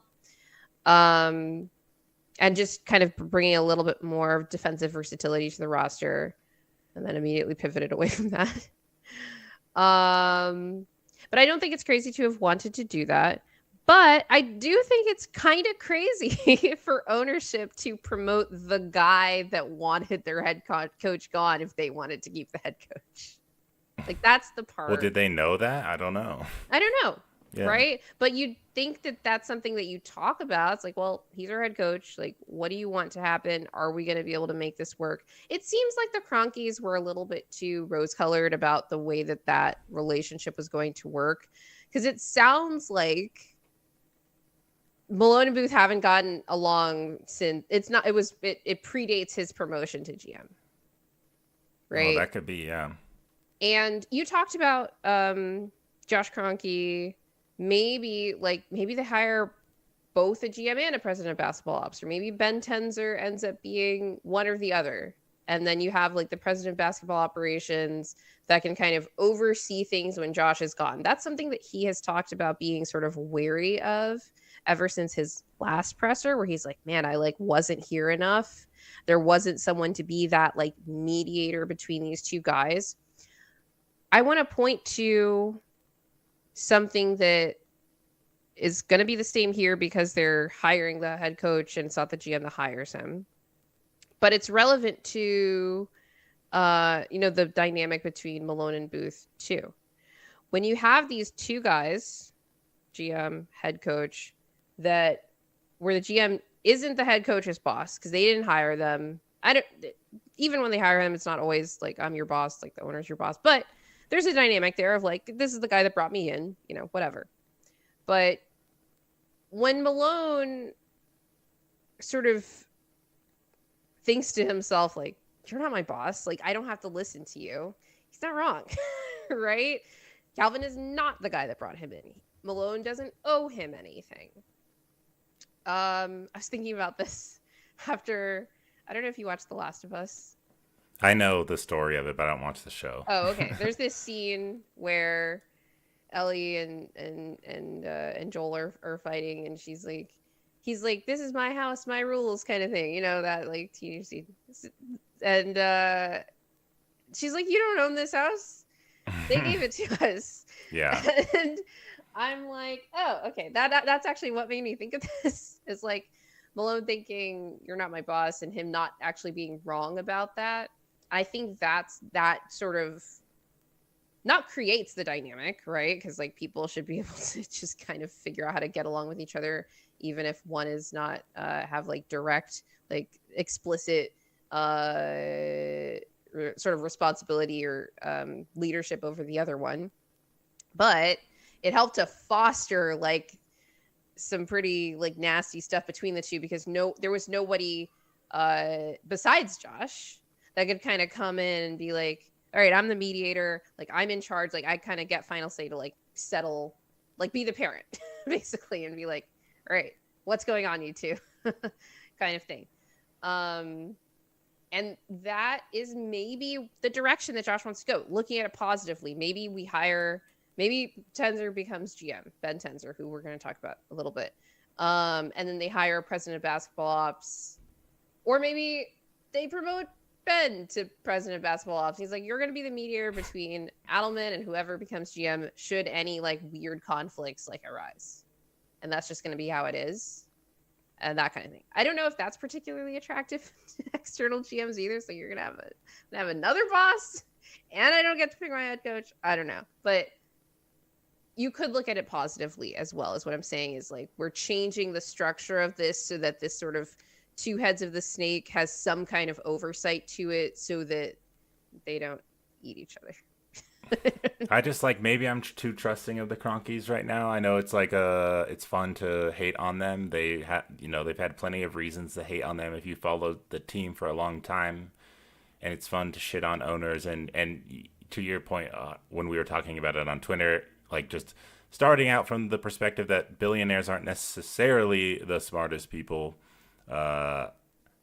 things could go bad. I am maybe giving Josh the benefit of the doubt and saying I think they're going to be able to like hire a GM that's going to be able to come in and work with Adelman, and it'll be somewhat civil and okay. But Yeah. obviously, that's just hoping. I won't know until I see who it is and the moves they make and a couple seasons under the belt, and if the toxicity's still going. And so we'll see. So to that point, I think there were many fans that were happy / relieved about the firings because they thought that it signaled the Cronkies, they hear you, they're listening. There's going to be significant changes. We are not going to waste Nikola Jokic's prime, right? I feel like even more so now after this last press conference that there's a little bit of patting themselves on the back over this. We have this comment from Sean PG10, if you could bring up the first one here. So Sean says, I think we need to remember that the vision for this team is Kroenke's vision. Booth was hired to implement it. Any new GM will need to do the same. That's right. Like Josh Kroenke fashions himself a basketball mind, whether he's right or not. And you know, he did play basketball. I'm not saying he doesn't know ball. Don't come at me, people. Okay. But clearly he's very involved in some of the biggest decisions in the franchise. And part of the problem last year is that he is involved in those decisions, but isn't involved enough day to day. So maybe that's why he feels like he might need a second set of eyes and ears. But the reason I feel like they're kind of patting themselves on the back for this most recent change that led to the team making a run that nobody thought they were going to make, except Will, who actually picked Nuggets in 7, and they came close, but not quite. They did try to extend Calvin last summer, right? They were on board with what he was doing. It was just because of how he went about it that they weren't happy. And maybe it wasn't even that. Maybe it was just the contract negotiations. They're like, we don't want to pay you that much. It's fine. And that's kind of how it sounds like things were going, because they didn't extend him preseason. And then it was like, oh, this isn't going to happen. We're just going to let your contract expire. And then the Malone stuff happened. And then they were just like, let's just get rid of both these guys. I don't even know if the Civil War factored into Booth's firing as much as Malone's, to be honest, based on him saying he thought we'd be out in the play-in. Yeah. So Josh re-articulated in this press conference the plan that it's about the young guys. A lot of our answers are going to be internal, was the quote, right? Agnello Piro from Mile High Hoops on Denver Sports Radio, he interpreted Josh's mention of this is actually an important one, to quote, look into ways to improve there with respect to the draft. And he talked about other things too, free agency, whatever. But he's like, we don't have a pick in the draft, but we're looking into ways to improve there as well as free agency, whatever.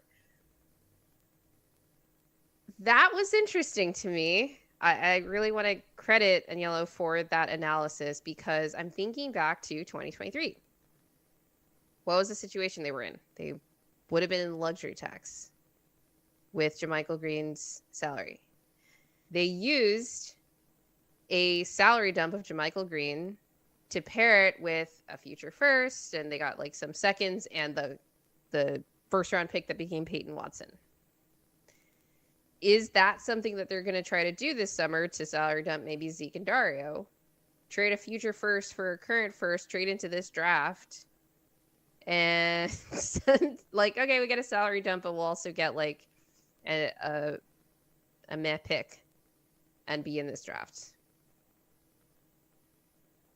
How would you feel about that? If it meant salary dumping Zeke and Dario, I don't care what it gets. Future first round pick to salary dump Zeke Najee to get under the luxury tax. Well, it depends on how far out it is, because it's like, well, the picks that we have are far out because we have so much tied up in from the AG trade and the Stebbian rule. Yeah.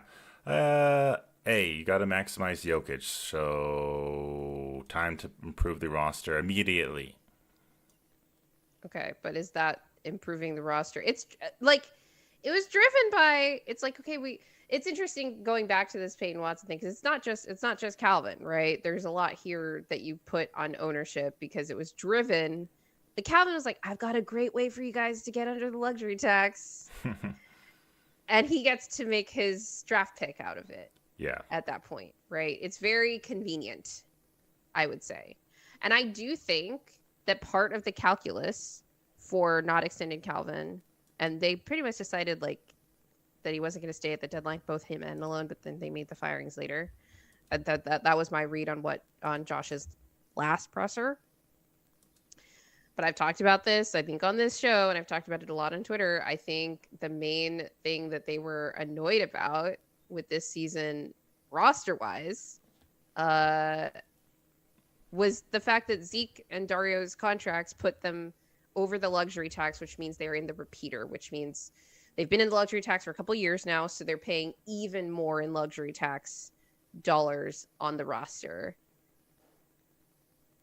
unless they manage these salary dumps before the start of the new league year in July.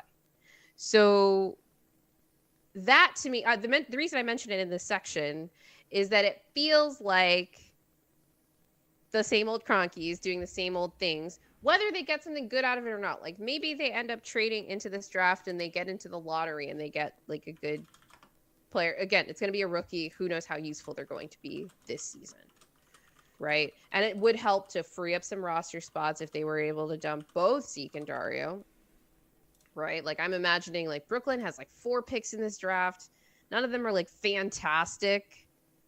So maybe we try to sell. They have a lot of cap space. And the and the picks to trade, to be like, oh, that's fine. We're not going to pick 4 young players in this draft. You guys can have one of these, and then we'll take that future first round pick for, the years when Jokic is going to be in decline. And then kind of whatever from there. There's an argument to be made about it, but I don't know how people feel. How do you feel? It depends. Like, if you're doing it just to like save the owner's money, I don't really like it, and that will be debated depending on what we end up getting. Well, we're getting this pick, and we're gonna get a good young player out of it. That's what they did with Peyton Watson. I don't think we need to trade the first just to get a pick in this draft to get a new young player for this season. No, but it's the salary dump. It's the combination of, okay, you're gonna salary dump these guys that are contracts that you can't move for some reason, maybe because you shouldn't have given them out in the first place, and we'll facilitate that for you, and we'll throw in a pick. It's the combination of those things. Yeah, so it's like just maybe to me, I feel like getting off Zeke and Dario is so like important, and that excites me even in it of itself that I might do a little too much. Like, I think that the value of a future pick is perhaps being understated, not because you're going to use that pick, even like, oh no, like we have to save those future picks for when the team is bad. That's not what I'm saying. I'm saying like turning it into another young player that is another gamble, especially if it's someone like at the back of the first round again, compared to like maybe you could take a gamble on a higher upside, maybe even lower floor player, depending on who you would take in this draft. But I don't know that, like, I was listening to this yesterday. I'm like, I have to talk about this because that would be major in terms of signaling the like hard commitment to this plan of youth development and staying under the luxury tax. Like, it's the two-pronged, those are the pillars of the Kroenke plan here, right? It's not the Yeah. Booth plan, it's the Kroenke plan. Yeah. But could you fill one of those salary dumps with a veteran player of some Yeah. kind? Yeah, And like then you it's you open like, up a roster spot. I and so there's There something are to that, ways that but you can sell yourself on this plan is the yeah. thing. Like, that's what makes it so alluring, right? But again, like, you already talked about, like, you think that the things wrong with this organization, at least in terms of the interpersonal stuff, are fixed because Booth and Malone are gone. Do you want Yeah. to elaborate on that? Well, I mean, they're the ones that were feuding the most, and they're the ones that had the most power on how the team was operating on the day to day. And if it's true that Malone wasn't playing certain guys in practice or was intentionally not playing dudes to spite Booth, and Booth was not trading for players at the deadline, blah, blah, blah, because he wanted Pickett to play and Piwat to play and whatever, then that's a huge issue. And I don't foresee that would be the case, because now whoever's coming in, the GM and Adelman, don't have personal stakes in Piwat or anyone specifically, because they didn't draft them. So it's now should be. I think like their feud was definitely unique, and like coming off a championship where Malone's like, I was the championship coach, and Booth's like, I was the championship GM. That's going to create a very unique like power struggle that now these this Adelman and the new GM are not going to have. And while Adelman was on the team for the championship, he wasn't the head coach. So they have like things to prove about the organization, and they should be aligned on maximizing Jokic if we're to believe like some of what Josh is saying, whether these specific comments are like putting into question some of that idea. I just feel like it's a risk for sure, and it could happen again, but I just feel like it's generally probably going to be fine. I don't see the organization going into that toxic of a level again. Yeah, I do think that the toxicity stuff is probably particular to them, although it's not like they were the only ones that contributed to it. Part of the problem is that they never talked to each other. So it was like intermediaries and people being scared to talk to each other also. So it's kind of like, well, let's see. Maybe everybody's just breathing a breath of fresh air now. But in terms of how the organization operates, as kind of illustrated by this hypothetical plan that Agnello pointed out, the way that the organization operates is probably not going to change. It's interesting that Josh, in his sort of, in my opinion, soft pitch of Ben Tenzer during this press conference, was like, Ben's been doing an unbelievable job in reorganizing things for us over the last 6 weeks. I'm like, what has the GM been? Look, I don't know what a GM does behind the scenes in terms of the, in the time between the end of the regular season and when the season ends. Probably some pre-draft stuff, maybe organizing the trades that could trade us into this draft and also result in some salary dumps. Yeah. But yeah, let's talk about the GM stuff to kind of close this stream, because we're not going to have time to talk about the other playoff series. We may have to do another stream next week. Josh kind of talking out of both sides of his mouth there. Just I think that's the consensus on his words here. He was kind of like, I hear Jokic's words loud and clear when he was asked about Jokic's comments after Game 7 about the need for depth. It's like the teams that are competing still are deep. And he talks about OKC. He talks about the Pacers. But, quote, our roster was put together under different rules. Then he references some of the restrictions with respect to the tax aprons. I want to read this excerpt from Jeff Morton's piece from the Denver Stiffs. It was not based on Josh's press conference. This was from a few days ago, but I thought he hit the nail on the head with the way that the that Josh and kind of ownership generally, it's not just him, it's like most ownership groups that aren't Matt Ishbia, are going about this. Quote, what has been absent in all the discussion about the Nuggets' future is how ownership intends to maintain the winning besides riding Jokic like a circus elephant until his legs fall off. That's not feeling the pressure. He's worried about whether Josh is feeling any pressure. The nature of the new CBA is restrictive, but you would believe that the Kroenkes were aware of these restrictions, considering they own the team and presumably sit on the board of governors meetings. Jeff didn't even go this far, but the point is the board of governors and the owners all voted to ratify this new CBA, right? And I have talked a lot since, especially last season. I wasn't sure about this take in summer of 2023 when the CBA was first ratified. But the point of it is to insulate ownership from critiques about being cheap because there are these additional restrictions on spending too much money that affect roster building. That's what the point of this was on the ownership side. Like, that is what they voted for. So I kind of don't want to hear about it. Like, you put these restrictions on yourself, so you have to operate within them.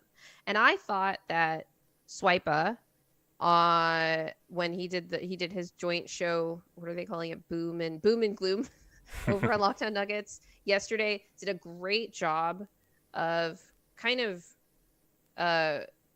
just giving them a piece of his mind about the things that were still in their control that they did get wrong. And I'm saying they because it wasn't just Calvin.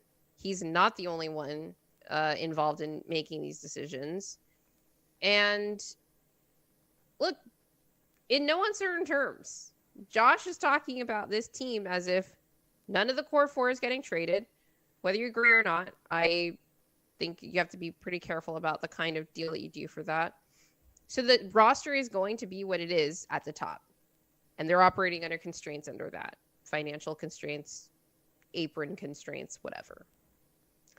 And so he talks about development. So yeah, like, can I just ask you, yeah, go ahead. do you think it is going to be a huge mistake for the Nuggets to have this focus on internal development? And would you rather, I know you said if you're going to make a trade, it probably should be for more of a clear upgrade, and we know that that's really difficult. So where are you like landing on this now? Because I kind of agreed with what Swipa was saying, that it would probably be a mistake to try to focus on development too much. On some level, I feel like change is almost necessary because, like, I mean, whether it's just Dario, if it's like a buyout situation or something, I feel like at least, or DJ not coming back, at least something is going to change. But is it going to be like a significant enough change that like we were actually talking about? And I do think it'd kind of be a mistake to just like keep things relatively the same. I think we're going to end up keeping things relatively the same and hoping and praying that Peyton Watson and Julian Strother become better. And Christian Brown, for that matter, right? That's the bet. It's those guys. It's that Duran works out. It's that he looks okay after a catastrophic injury a year ago. That's the bet that they're making. And they're like quintupling down on this bet right now on all of these guys. Go ahead. There's a world where that works out, but do you think it's a good plan? Sure. I think that like it's fine to want to focus on internal development, but sometimes young guys just don't work out, too. What you're asking for is for basically 80th percentile outcomes within a short period of time, too. Sometimes it just takes, like, a good player takes a long time to become a good player, regardless of what their potential is when they're young. But you're asking for 80th percentile outcomes on these at least first round draft picks. And obviously, like, we're talking about like what's the backup point guard situation going to be like with like Jalen Pickett and all of that too, who's a second round pick. Hunter Tyson, who's a second round pick. You're asking for 80th percentile outcomes times, was that 6 now guys on rookie scale contracts between Peyton, Julian, Christian, Hunter, Pickett, and well, Zeke's not on a rookie scale contract anymore, and he might be gone this summer, but I'm skeptical of it. Just because of what you have to give up. So Yeah, it's tough to do that over and over and over again. And Swipa made this point, like if you want to triple, quadruple, quintuple, sextuple down on young players are what we're doing, draft higher in the lottery. Get guys that have Yeah. like getting a I want to be clear, getting a lottery pick doesn't necessarily mean that you're going to get a good role player. Like there's a lot of Mm-hmm. busts, especially because in the lottery you're usually drafting for upside, not so much in the last year's draft as we talked about, because it's a lot more like, oh, these are like solid guys that are probably going to be good role players in the league, right? Um but they still have to like acclimate to the NBA. Some of them have to learn how to play basketball. I think Peyton Watson is probably the most extreme of all the guys we talked about in terms of like where he's going to be in terms of his development, because his skill set is so raw, but he also has the most upside of all those guys. Meanwhile, Hunter Tyson of questionable sort of athletic floor relative to what you'd want from someone that can play NBA minutes. Julian Strother, defense hit or miss. Who knows? He looks like he could probably play sometimes in the regular season, early in the season, at least, Mm-hmm. right? Now we were able to hide him in a couple playoff games, but Yeah. that's I not mean, something you there's. count on right now. I was like, is he saying internal development because it's like some of the answers are internal, like, It or is it just sounds like all of that's it? what they're. That's the other thing is like you could clear out the very back of this roster and try to put more vets there, but probably you're not going to want those vets playing over these young guys if you're prioritizing internal development. So Yeah. what kind of vets are you going to sign? But I'd be like, Duran is an internal answer that I think we could look to, but he's not played yet, and he's someone that And we, coming off an Achilles injury. yeah, but he's someone that we tried to get up higher to get. Like we had to trade away maybe too much to get him, but that's at least trying to get a higher pick that Sure. could be more impactful. But and he's an internal answer, but I don't want to only be doing that. Like I do think we need to Right. bring in new people, at least for my sanity, because I'm sick of watching this same team. As much as I love watching the Nuggets and Jokic, like I'm tired of seeing them struggle. I want to see more like ease of play, fun play. So I can only hope. Yeah. Thing is, like, good players are expensive, so I get it on Yeah, one hand. On the other hand, I'm like, ugh, why did you guys vote for this CBA? yeah, Oh yeah, so that you could be insulated from these criticisms. Well, guess what? I'm not going to stop. yeah. No, no. Um, we talked about the championship sort of masking organizational issues. We sort of referenced Ben Tenzer as maybe the likeliest candidate for next GM. Ryan Blackburn talked about this on Locked On Nuggets, how he actually heard that both Adelman and Tenzer were going to be announced, but then only DA was Yeah, that's announced. really interesting. I feel like Josh is waiting for the heat to die down on that report that Tenzer was a I forget the exact wording, but it was basically like he's likely to be considered for the job, but it was very, kind of glowing, like he's probably got the inside track there too. And then he's going to announce them maybe even in the next few days, who knows. Um Because that's what I was thinking. I was like, yeah. if he was likely to get the job, as people were assuming after they heard the Adelman hire, why wouldn't have they just done it at the same time? And that almost made me feel like Tenzer was less likely to get it. But Yeah. I get why people were saying this now confirms that Tenzer's going to get it, because otherwise, why would a GM come in? They don't get to hire the coach. Exactly. But So I yeah, had this whole discussion about like new GM doesn't get to hire. It's like, well, they're probably going to go with the guy who's already fine with it because he's been there. and Again, this is probably in contrast to when they promoted Calvin, who probably won in Malone gun. And yeah, so this is that's just where we're at with this. I did see some people joking though, saying Jokic is the Yeah, GM anyway, so what does it matter? that's above my pay grade. He would say.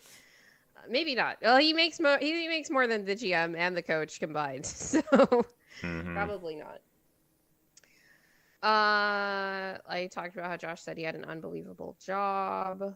Okay, yeah. Oh, credit to DMAC from Altitude Radio. He's the one that talked about maybe Josh is going to hire a president of basketball ops, and that's where they're going to make the big change to kind of be like the culture guy, but then Tenzer is going to be GM. But I feel like Josh is the president of basketball ops, like But he's not always effectively. here, so he's Yeah. kind of like wanting somebody to be him when he's not here, Okay. basically. Yeah. Yeah. All right.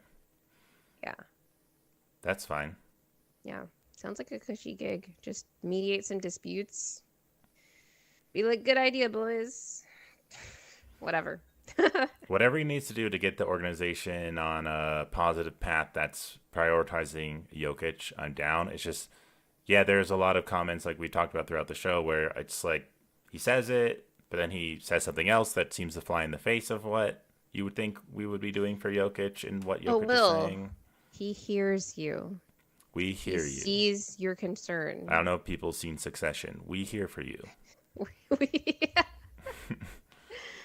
Kendall. Yeah. Um, But yeah, I mean, I don't yeah. really know much about Ben Tenzer other than what people are saying. Like Matt Moore saying he's done a pretty good job. Interviewed him, liked what he heard from him. He's been involved with the He was the GM Gold. of the Grand Rapids Gold. Yeah, so I mean, He was involved in getting the G League team started up. I went back and watched an old interview that he did on DNVR. It was a dual interview with him and Tommy, so he didn't actually get to speak that much. But kind of here, he's got a background in law. He does a lot of the contract stuff for the players uh, and not for the players, but on the organization side of doing contracts with the players. He seems like he's talking about being a jack of all trades. So he's just he's been with working in the front office ever since he was an intern at like 20 years old. So he does a little bit of everything and has done a little bit of everything. So he knows the organization in and out. I am wary. I have been, let's look at this comment from Big Honey. Big Honey, nice to see you. I like the Adelman hire, but I hope we get a GM who can actually navigate the aprons and get some solid trades and signings. I like this comment because I've been somewhat critical online, maybe too critical of Ben Tenzer in particular online because the way that he's been described to us by Josh is that this guy's our cap expert. Went back and watched this interview from a couple years ago where he's talking about like I'm the guy who's like always on the line with the league to like clarify specific things about the new CBA and get specific examples and things like that. And I'm kind of like, well, we've made a lot of mistakes anyway. So it's like, yeah, I'm not blaming you, but also you didn't necessarily like keep us from was making he those warning mistakes. Calvin? So, He was like, whatever, I don't I don't care. know. But That's true no, too. I kind of doubt that. But We don't. I don't know. we don't know. We don't know the internal workings here. All we can judge is what's been put in front of us.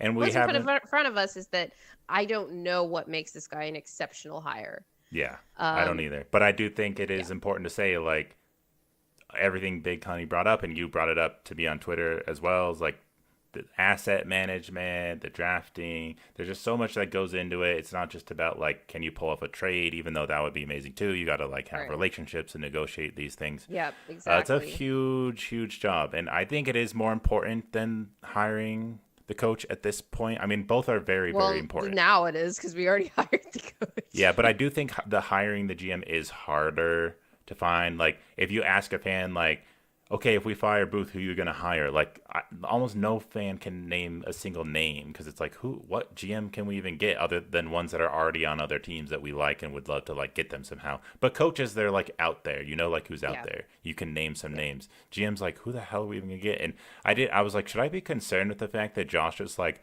I'll be given a list. Like, I'm gonna go to an outside firm and maybe they'll give me a list of up and coming executives. Yeah, like Josh seems really.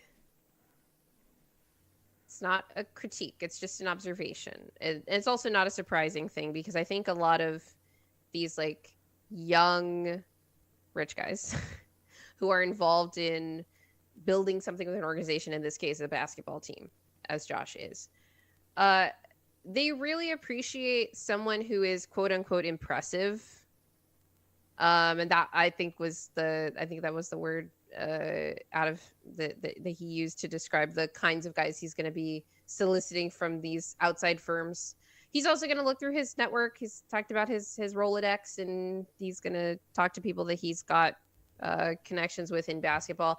I also think that he just said all of this to be like, no, it's going to be a super extensive search, guys, I promise. And then it's going to Right. be Ben Tenzer. I've Like, got all the no, yeah, names in the world we could get from like, secret firms, but it's yeah. Ben Tenzer. And it's going to be Ben Tenzer, which isn't necessarily bad, but it does signal that they're going to continue business as usual. And I think that this organization needs, Yeah. if not an overhaul, some significant changes in how they do business to make the vision more coherent. And we will talk about this more on further off-season shows because I could talk about contracts endlessly. Yes, we'll have plenty of time. But But we for are now at the 2 hour now, mark. I So, do, but yeah, yeah, go ahead. just to like conclude, like I think we probably need a mix of internal consistency and more change and new vision. Because I don't like the idea of just bringing everything back, as we saw. Like I think the depth was a huge issue, and I want the team to have more options and the team to be healthier going to the playoffs. So I'm a little bit concerned about what Josh was saying, hoping for the best, hoping. I don't know if it's they're just saying we're gonna bring Also, it. Josh, They're hoping gonna for the best. they're gonna bring him back just to maybe make a move next trade deadline, kind of a thing. Who knows? But right now, I think I wish I heard a little bit more about This how organization serious doesn't he make big was. moves at the trade deadline. Nah. That's not. Aaron Hey, Gordon Aaron Gordon, is yeah, the I only was gonna one. say, which is the reason we don't have a draft pick in this draft, at least right now, or first round pick. So, but that seems worth it to me at this point. Yeah, it is definitely. Yeah, Okay, we are right around the 2 hour mark. sickos, if you're We here, didn't thank make you. it 3. Thank you for the sickos that are still in the chat. Before you leave, please remember to hit the like button, hit the subscribe button so you can keep up with our content. Hopefully you appreciated this really extensive and esoteric discussion about the general direction of the Nuggets moving forward. We're going to have so many off-season shows, guys. It's not even funny. I promise we will continue to talk about actual basketball in the playoffs. The Pacers are doing some crazy things. The Wolves are not doing many things. The Thunder might just be unbeatable, but we will talk about actual basketball on future shows. So look out for us. We'll probably be back next week. Just got to figure out this live stream schedule thing. But these have been fun so far, and we really appreciate you guys. So, yeah, follow us on socials. All our links are in the description. And yeah, always remember that winning is fun and losing sucks.